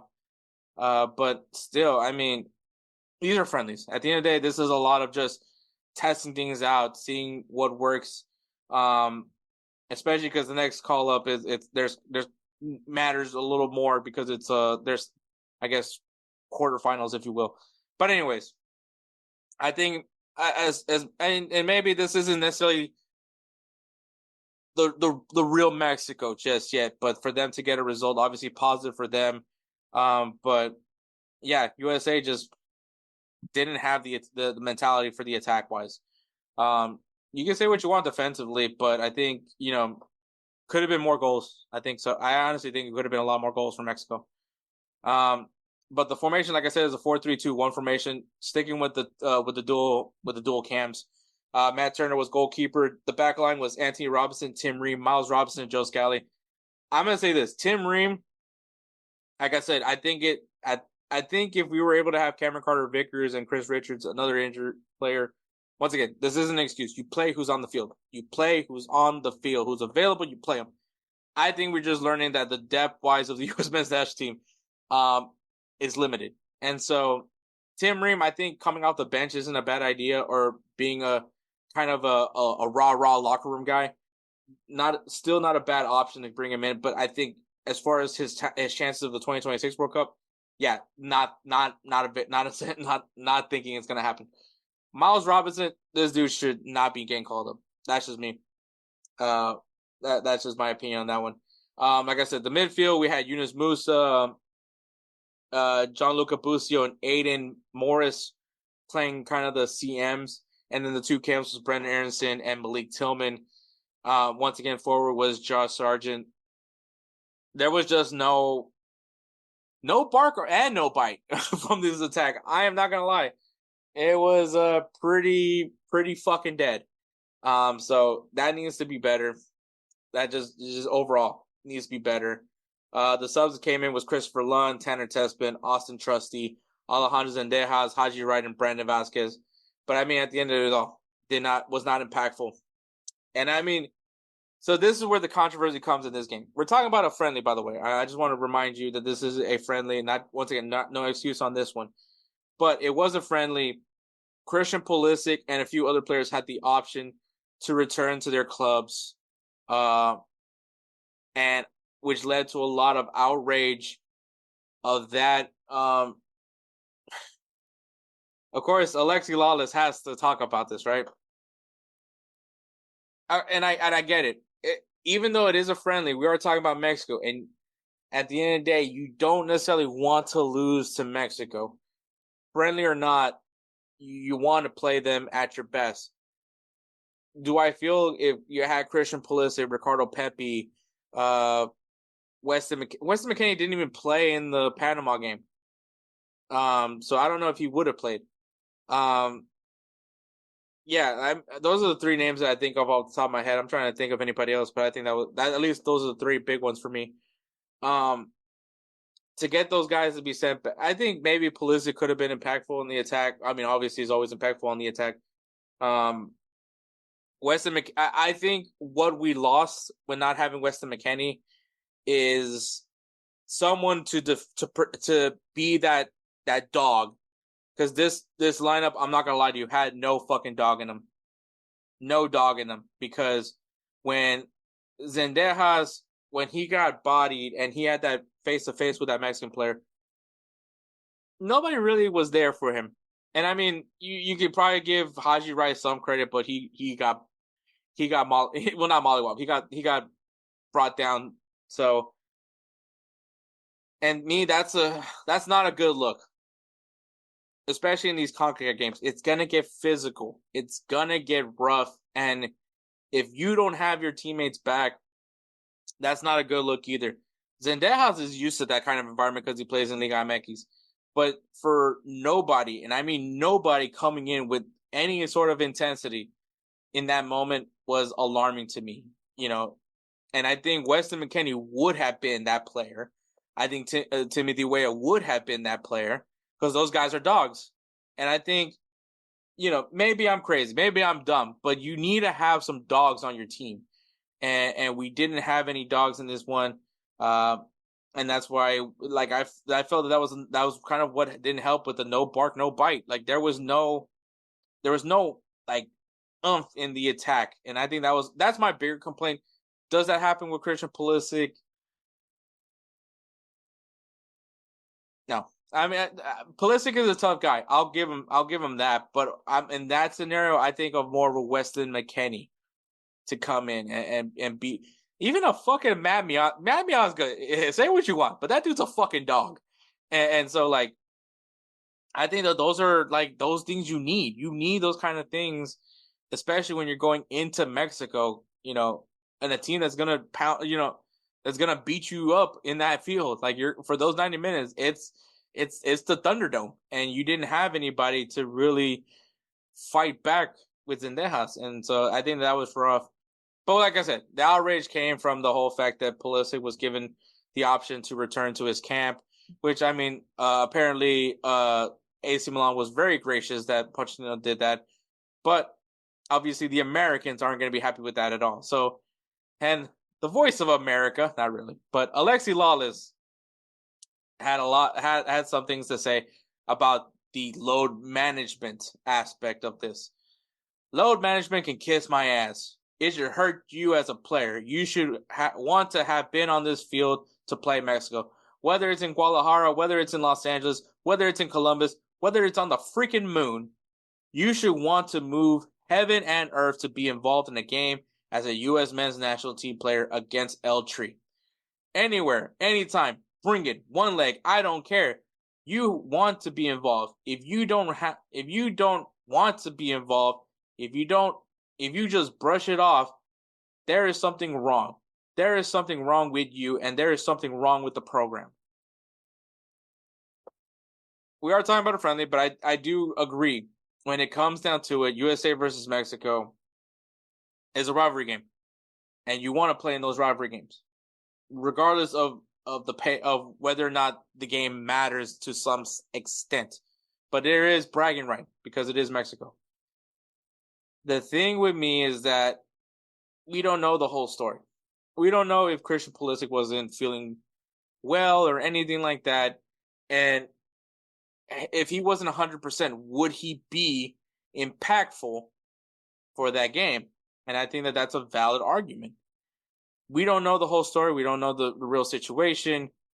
But I'm not going to look at what Alexis Lalas says because he's old man yells at cloud, every single day. I can't say anything because I do that as well.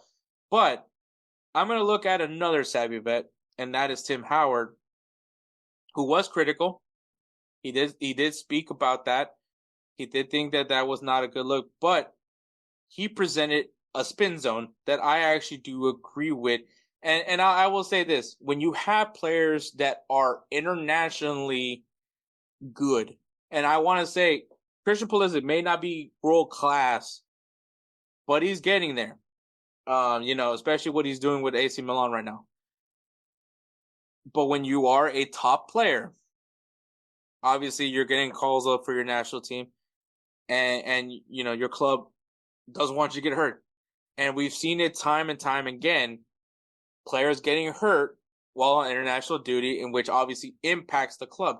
It's this battle, right, that we have with club and country that, obviously your clubs want you to go out there and represent your national team. But at the same time, they don't want to see you get hurt because you're one of their important. If you're getting called up by your national team, more than likely you're a good player for your club.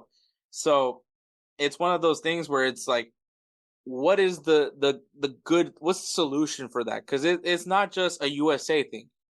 It's not just a USA thing. I think what AC Milan saw was like, hey, this is just a friendly.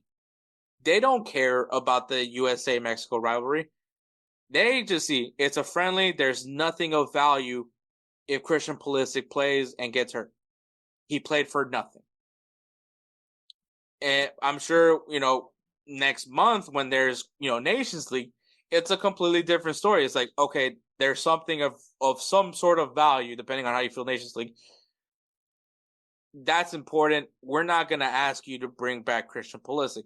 So I think that there's a lot of, give or take in that scenario. And so that's what Tim Howard was talking about. That and then once again, this isn't just a USA thing. This is across the world thing. I'm sure same issue Liverpool deals with when it comes to Egypt with Mohamed Salah. Same thing with I'm trying to think of names. The same thing with Raul Jimenez right now with Fulham and Mexico.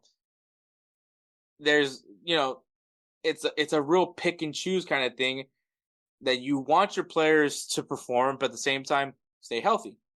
And I think what Tim Howard presented, which was that the technical directors for these national teams need to be transparent with clubs, give them the information that's needed, and then at the same time, clubs need to be more trusting with the national teams. Being able to trust the medical staff. Because I'll say, for example, when Mohamed Salah got dinged up in the African Cup of Nations, instead of just letting Egypt's medical staff treat him, Liverpool was like, "Nah, just send him over. We'll take care of him." There's got to be a trust there, and that's what and I might be reading it off, but from the outside looking in, I look at Liverpool not trusting Egypt's medical staff, and so that's where I'm kind of saying that there needs to be a transparency between both the club and country, where they can trust each other and communicate with each other, and pick and choose. Communicate like, hey, do you really need Christian Pulisic in this game? It's a friendly against Suriname. Do you really need them here? And, Pochettino will assess it, well, I want to try him out on this formation, on this tactic. I just want to see how this formation will work with him in it. So let me have him for the Suriname game. And, maybe even talk about how many minutes you're going to let him play. There's, once again, communication, I think, is the most important part. And I think that once they figure that kind of medium, we'll see something there. I think that once again, it's not a USA issue. It's a worldwide issue. Like, national teams and clubs need to be more transparent amongst each other. So I like how Tim Howard approached it. I agree more with him. I understand where Alexis Lalas is coming from. I understand that this isn't just any other game. This is USA versus Mexico. So, yes, you would want to play that game. You would want to best Mexico. But, once again, we don't know the full story. We don't know what exactly was the reason why he had to go back to AC Milan. We don't know why AC Milan wanted Christian Pulisic back. We don't know why Pochettino let Christian Pulisic go back to AC Milan. Those are the questions that we don't know, and we're not going to get those answers.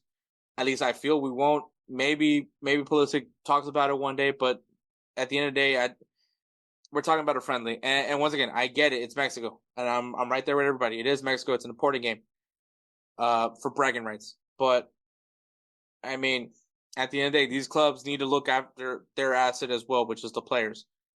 So I think that it's one of those weird things. Like I said, I feel right now it is because it was a friendly.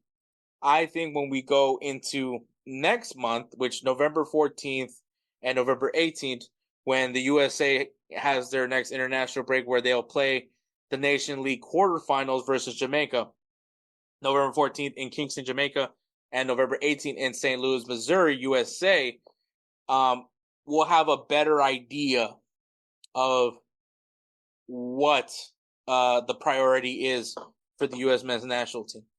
Or what the U.S. men's national team and the club will see, because this is now a game that has meaning, significance in some sense. Once again, depending on how you feel about the Nations League, there is some significance there. So I think that is something to look into. But yes, if I had to essentially pick how I felt about this call-up, I would say wasn't the best, but it wasn't the worst at the same time. You know what? I think I think Filippo over at Tactical Manager said it the best. This wasn't great, but hopefully it's, when we see the next call up, how do they follow up to this? Because right now it isn't terrible, but it wasn't great either. If they follow up and hopefully have a full healthy call up where we have all our guys there and we see what this team really is capable of. Now, when we look at those first two friendlies, it's like it's not as bad as we think. We see what happens when our actual squad is on the field, and so I like to think of it like that as well. So if I just say, yeah, wasn't the worst, but it wasn't the best either. I think that's how I'm going to summarize the U.S. men's national team call up for October. So, all right, guys, we're going to take a break and then go right into the MLS Cup playoff preview. Hey everyone, it's Ryan from No Credentials Required to talk to you about one of our newest partners at BellyUpSports, SeatGeek. Yeah, live sports is great on television, but the feeling of being at the arena is a priceless experience. That's why our friends at SeatGeek are there to help you find the best tickets at the best prices. Not only can you get tickets to sporting events, but you can also get tickets to concerts, comedy shows, musicals, and more. Search for your desired event now at SeatGeek.com, enter promo code BellyUpSports at checkout, and you save $20 off your first purchase. SeatGeek. Life's an event. We have the tickets. All right, guys, the MLS Cup kicks off. Actually, it already kicked off by the time this episode drops because the wild card has already been played. But all right, here we are. So for people that don't understand MLS Cup, at least how the playoffs work here in the MLS, it's the same format from last year. But if you guys don't know, here's a quick refresher. So on Tuesday and Wednesday, which, like I said, by the time this episode dropped, it's already happened, was the wild card game. Is the 8th and 9th place team on the Eastern and Western Conference. They play a one game, and the winner goes and plays the first seed of their respective conference into the first round. So first round, which kicks off Friday, October 25th, and goes all the way to November 10th. Those games are okay. That makes anyways. That doesn't matter.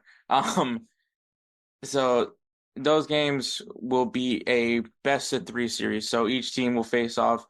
First team to win 2 games moves on to the next round. And then actually there's going to be an international break after the first round. So there'll be a break from there. Then they go to the conference semifinals, which is the quarterfinals for those who don't necessarily understand American sports playoff formats. The quarterfinals, which will be November 23rd and 24th. And then the conference finals, which is the semifinals, November 30th to December 1st. And then the MLS Cup final, which will be December 7th, which it continues on the ongoing tradition of having the MLS Cup around around my birthday. So if you guys don't know, my birthday is December 12th. But it's way before my birthday, but it usually falls on the weekend around my birthday. So it's just a fun fact of how MLS concludes. Is usually around my birthday. But anyways, but yeah, so that is how the MLS Cup playoffs formatted goes. So we'll go into we'll start things with so the way this is going to be done is I'm going to I'll go ahead and predict my wild card team for each round, but I will preview at least that matchup for both sides, for both teams, so you guys can see, if I'm right or wrong. Whoa. That person has really gotten him or herself into quite a predicament. Depending on how my prediction goes, but I still covered the other team just in case. But all right. But yeah, so we'll start things off with the Eastern Conference. So the playoff teams for the Eastern Conference: in first place overall best team record, Supporters Shield winner, Inter Miami. Second place is the Columbus Crew. Third place, FC Cincinnati. Fourth place, Orlando City SC. Fifth place, Charlotte FC. Sixth place, New York City FC. Seventh, the New York Red Bulls. And in eighth is the Montreal Impact. And on ninth place is Atlanta United. Those are the 2 wildcard teams.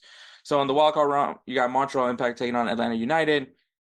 Both teams are kind of just like not terrible, but not great either. Atlanta United basically stripped their team away. They sent Giacomakis over to Cruz Azul.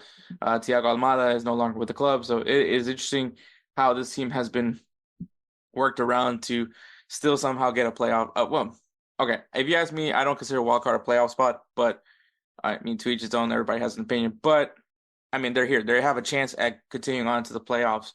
And then versus Montreal Impact, kind of very similar, not necessarily had started out really well, kind of fell off, and then got back into a groove, and then essentially kind of grabbed like a lot of players that nobody wanted. Caden Clark is a name that I was very interested in watching throughout Minnesota. Thought he was a really good part of Minnesota United, but that he was not happy at the situation in Minnesota, ends up going to Montreal, and I mean got Montreal into a wild card position. So I think that, and also has wow, how am I? Joseph Martinez, who actually played for Atlanta United. So Atlanta United is having to travel to Montreal. I think that could be probably a good benefit for Montreal, obviously, because it's going to be cold. But this is a very fairly even game, I think, in my opinion. But I'm gonna go with Montreal Impact. I think firepower wise, I think are probably a little bit stronger than Atlanta United's attack. So that's where I'm going to go with. I'm going to say Montreal Impact wins that wild card round and go right into the first round. But once again, like I said, the first round, I will still predict it. I'll still make a case for both teams just in case none of them qualified. But all right, round one, Inter Miami, which will either take on wild card winner Montreal Impact or Atlanta United. And I mean, for both cases, I don't see them. I think in a best of three series, I think if it was a one-off game, anything could happen. Maybe an upset, which Montreal did actually early in the season upset Inter Miami. But I think that if it was a one-off game, different story. But I think, and I also think if it ends in the tie in regular time, they go straight to penalties as well.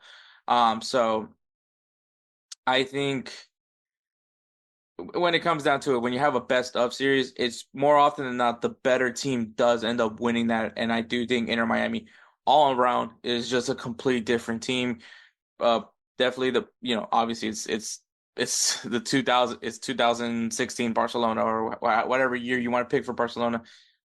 It's a solid team. It's a strong team. And yeah, it's an interesting matchup, but I think at the end of it, Inter Miami, regardless if it's Montreal or Atlanta, can do fairly well. I think the challenge for at least going into Atlanta would be the turf field. But I think still in Miami, I think Miami will be in their element in a playoff atmosphere. So I think that's going to be a very tough place to play in. And I think Inter Miami moves on regardless of who they face off against. Columbus Crew and the New York Red Bulls. I know some people see some upset potential with some of these matches because the lower seeds could be potentially a really good team. Columbus Crew to me is still all in all the most balanced team and the best team in MLS. I know people were talking about Inter Miami, but I mean when it comes to balance, Columbus Crew and to me I think Wilfred Nancy is one of the best coaches in the MLS. The Red Bulls are really good. I think they're really frisky. But I mean you give Wilfred Nancy one guaranteed two, maybe three chances to see this team play and get adapted to their playing style. So I think that could be. I think when it comes down to coaching, I think Wilfred Nancy always gets the edge out. So I'm going to take Columbus Crew to beat the Red Bulls. I don't want to say there's going to be a sweep, but I could see a sweep happening for Columbus. So I think Columbus could actually get this done in 2 games. I just don't think the Red Bulls can adapt to what Wilfred Nancy is going to do. And once again, I think this team is very complete. And Cucho, who is probably a front runner for MVP, who is a front runner for the MVP award. The man comes up big in big games. All right, next game is FC Cincinnati versus New York City FC. I'm just gonna be straight with you.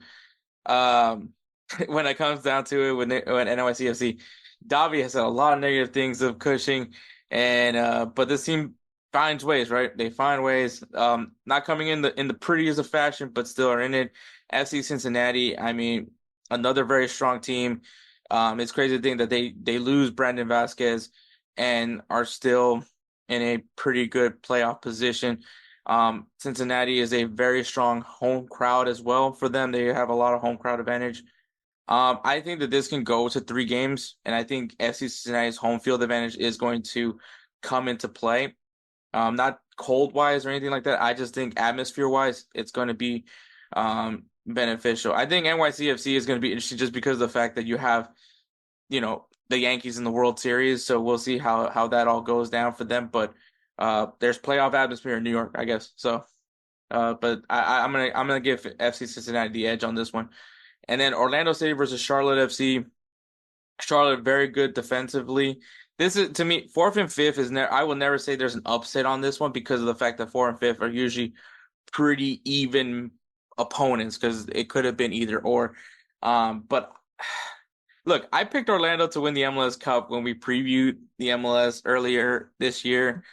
And I think they're gonna get eliminated. I don't know if they're gonna get eliminated against Charlotte.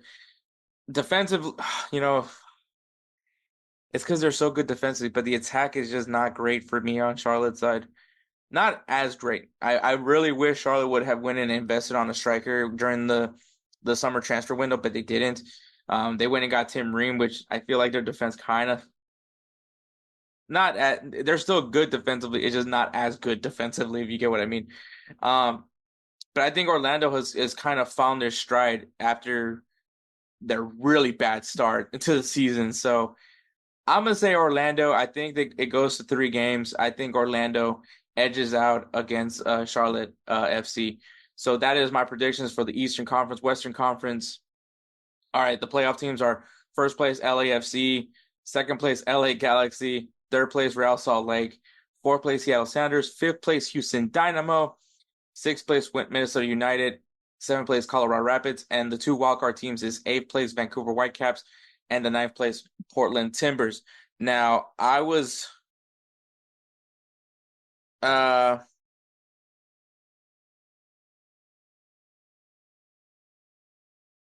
second. Sorry. I'm trying to see because I think there's something about Vancouver not being able to host their playoff game, and they're not. Even though they're the higher seeded team, they're going to Portland, which I think there's a conflict with Vancouver with their stadium. That's kind of disappointing, man. I feel like if that's the case, do it in a neutral site. But man, Vancouver's still a pretty good team, but I think Portland, you put them in Portland. I'm gonna say Portland wins the wild card round. Vancouver is still a really good team, a very frisky team, but I'm gonna say Portland moves on to the round 1. All right, first round, LAFC taking on the winner of the wild card round. If it's Vancouver, I think it matches up a little interesting. I think both teams attack-wise are really phenomenal. Defensively, I think they're fairly even to each other. And I would love this to go to 3 games if it's Vancouver. And my thing with Portland, and I'm gonna say this for Portland because I think Portland could upset LAFC. The thing is with me is where they're at defensively. I think defensively has not been great for Portland this year. They can score goals, but the defending part is the tough part. And I mean, LAFC is a team that definitely can supply goals. And I think if it comes down to a shootout, if it is Portland versus LAFC, I will say for the people that complain about low scoring games, this is probably the matchup to watch because I think that there's going to be a lot of goals being scored between these two if it is Portland. Yeah. But I could see Portland upset LAFC. I think if they can catch them by surprise in game 1, maybe not necessarily have to win game 1, but catch them by surprise in game 1. Game 2, they go into Portland. That's obviously their atmosphere is insane, and get one and come back. And if they can score early and score big, I think it could be Portland moving on to the next round, causing an upset. But LAFC is just stout. I mean, it. You look at Argentina. I mean, you look at Inter Miami, and it's Barcelona. It's FC Barcelona from 2016. When you look at LAFC, it's France. So, including Danny Bouanga, and I think that attack wise, I favor Portland. I mean, I favor LAFC. Defensively, I will favor LAFC when it comes to Portland. Vancouver. So I'm gonna say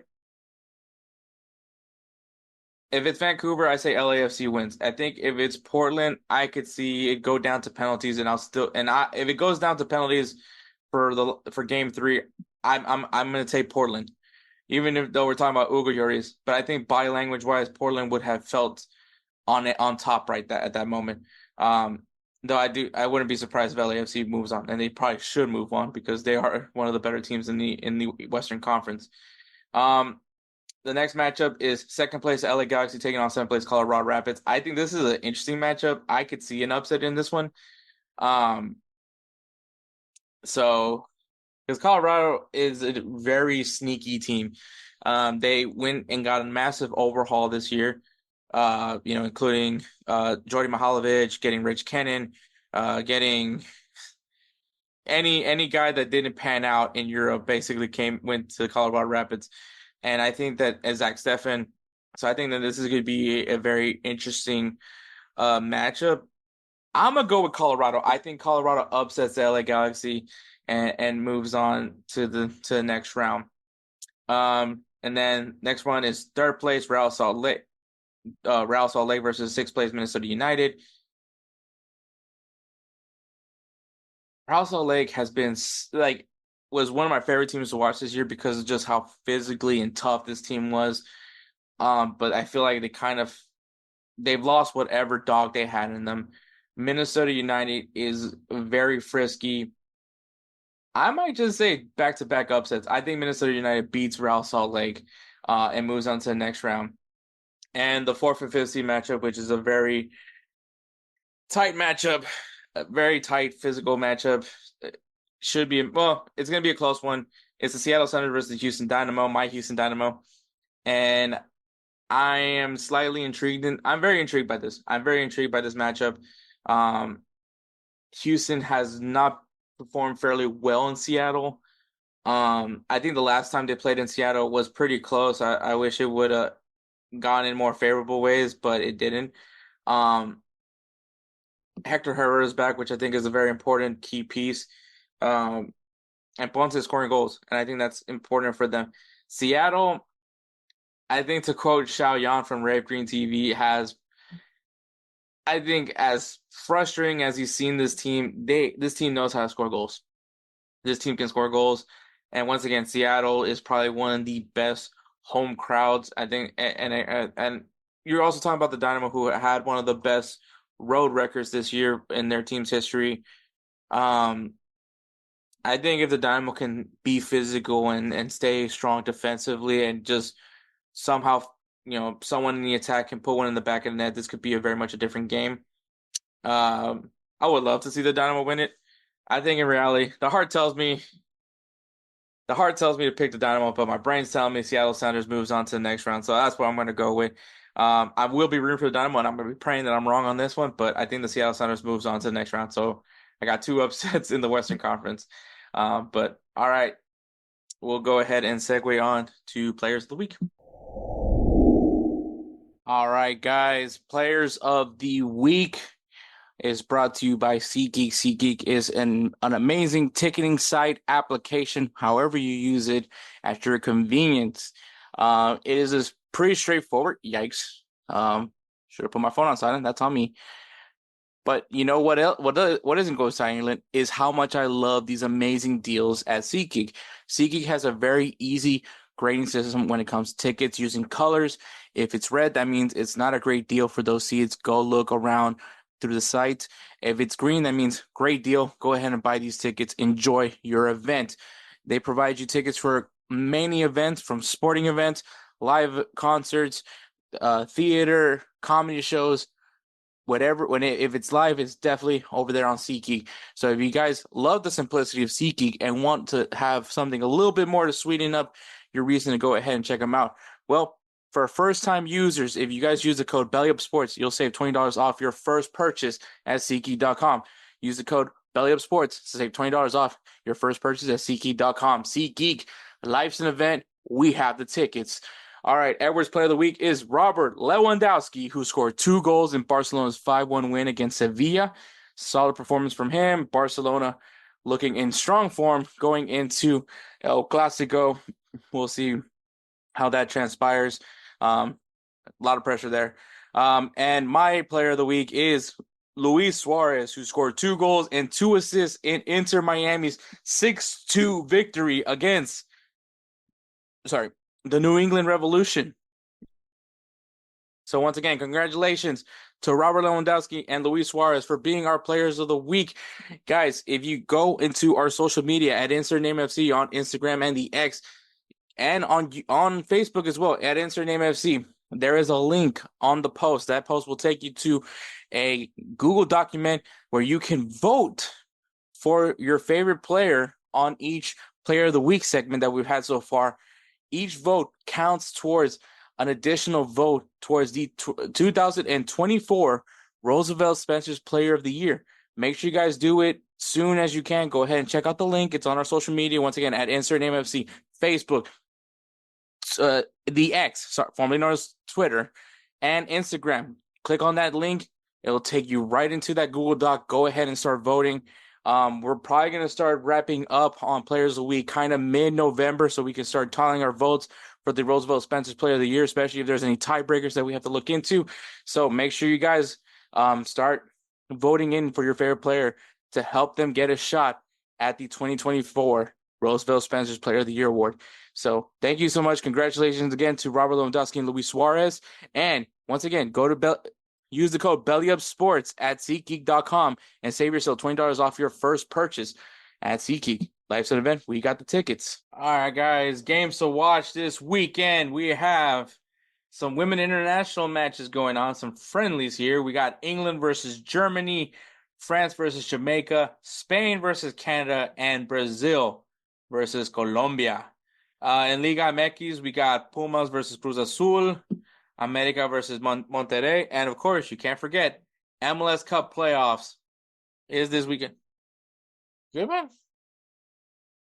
Sorry, doing some dog sitting, and you good? You good? All right, we're gonna go outside in a bit. We're gonna go. All right. Let's wrap this up because Severo really wants to go outside. All right. In Ligue 1, we got Marseille versus PSG. We got Lyon versus AJ Auxerre. In the Bundesliga, we got RB Leipzig versus SC Freiburg and FC Union Berlin taking on Eintracht Frankfurt. In the Serie A, we got Inter Milan taking on Juventus and Fiorentina versus AS Roma. In La Liga, we got El Clásico, Real Madrid versus Barcelona. Edward's first addition into the jersey bet, so versus me. So we'll see how that pans out. And then we have Real Betis taking on Atletico Madrid. So some really good matchups here. In the Premier League, we got Arsenal taking on Liverpool. This is going to be a juicy game. I am going to be going through a lot of emotions that day. And also, it's me versus Kelsey, even though Kelsey has no affiliation to any of our bets here. And Chelsea taking on Newcastle United. So we'll see how that game turns out. Like I said, these aren't all the games going on this weekend, but if you guys want a good beginner's guide, well, there you go. But all right, guys, we're going to take one more break, and then we'll go ahead and wrap this show up. Righteous Felon Craft Jerky is the official jerky of Belly Up Sports. For over a decade, Righteous Felon Craft Jerky has led the American meat snack revolution by concocting delicious, adventurous, U.S.-sourced jerky recipes for uncompromising carnivores across the country. With 15 different flavors to choose from, Righteous Felon has all jerky lovers covered, and by using promo code BELLYUP, you will get 15% off your purchase at RighteousFelon.com. Do your taste buds a favor today and rip into a bag of Righteous Felon jerky.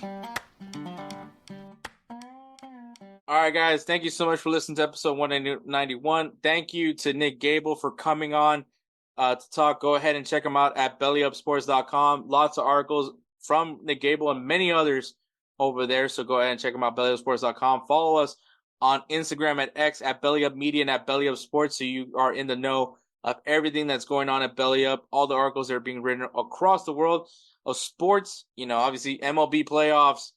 We're in the World Series now, so be ready for that. We got, or at least by the time this episode, by the time you listen to this episode, we probably have our World Series matchup. And also check out all the other great content creators for Belly Up Sports, Corner Booth Podcast, High Low Sports, 1420, Craft Brew. The list goes on and on and on. Lots of great podcasts and shows available at Belly Up Sports. Also, check out GolzTV, GolzTV. Follow them on Instagram at GolzTV. Once again, at GolzTV, Goals.tv on Instagram. And on the X at GolzTV. Once again, GolzTV, Goals_TV on the X. Check out GolzTV, man. You'll find us there on some of their original content like Yanks Round Table and Wake Up MLS. And of course, that's where you can find clips and the full episode of Insert Name FC over at GolzTV. And if you guys love the intros and outros for this podcast, it is made by the one and only Roosevelt Spencer. Yes, the namesake of the Roosevelt Spencer's Player of the Year Award. He does so much for us, and we show our appreciation for him by naming that award after him. And yeah, follow him on Instagram at ThatGuyDope. Once again, at ThatGuyDope. If you guys need some beat work done, whether you're trying to build a YouTube channel, a podcast, or you're a musical artist and you need some beats for yourself, well, Spencer is your guy. We highly recommend him. But thank you so much for listening to episode 191. Catch us next week. I promise you there will be next week for episode 192. Take care, guys.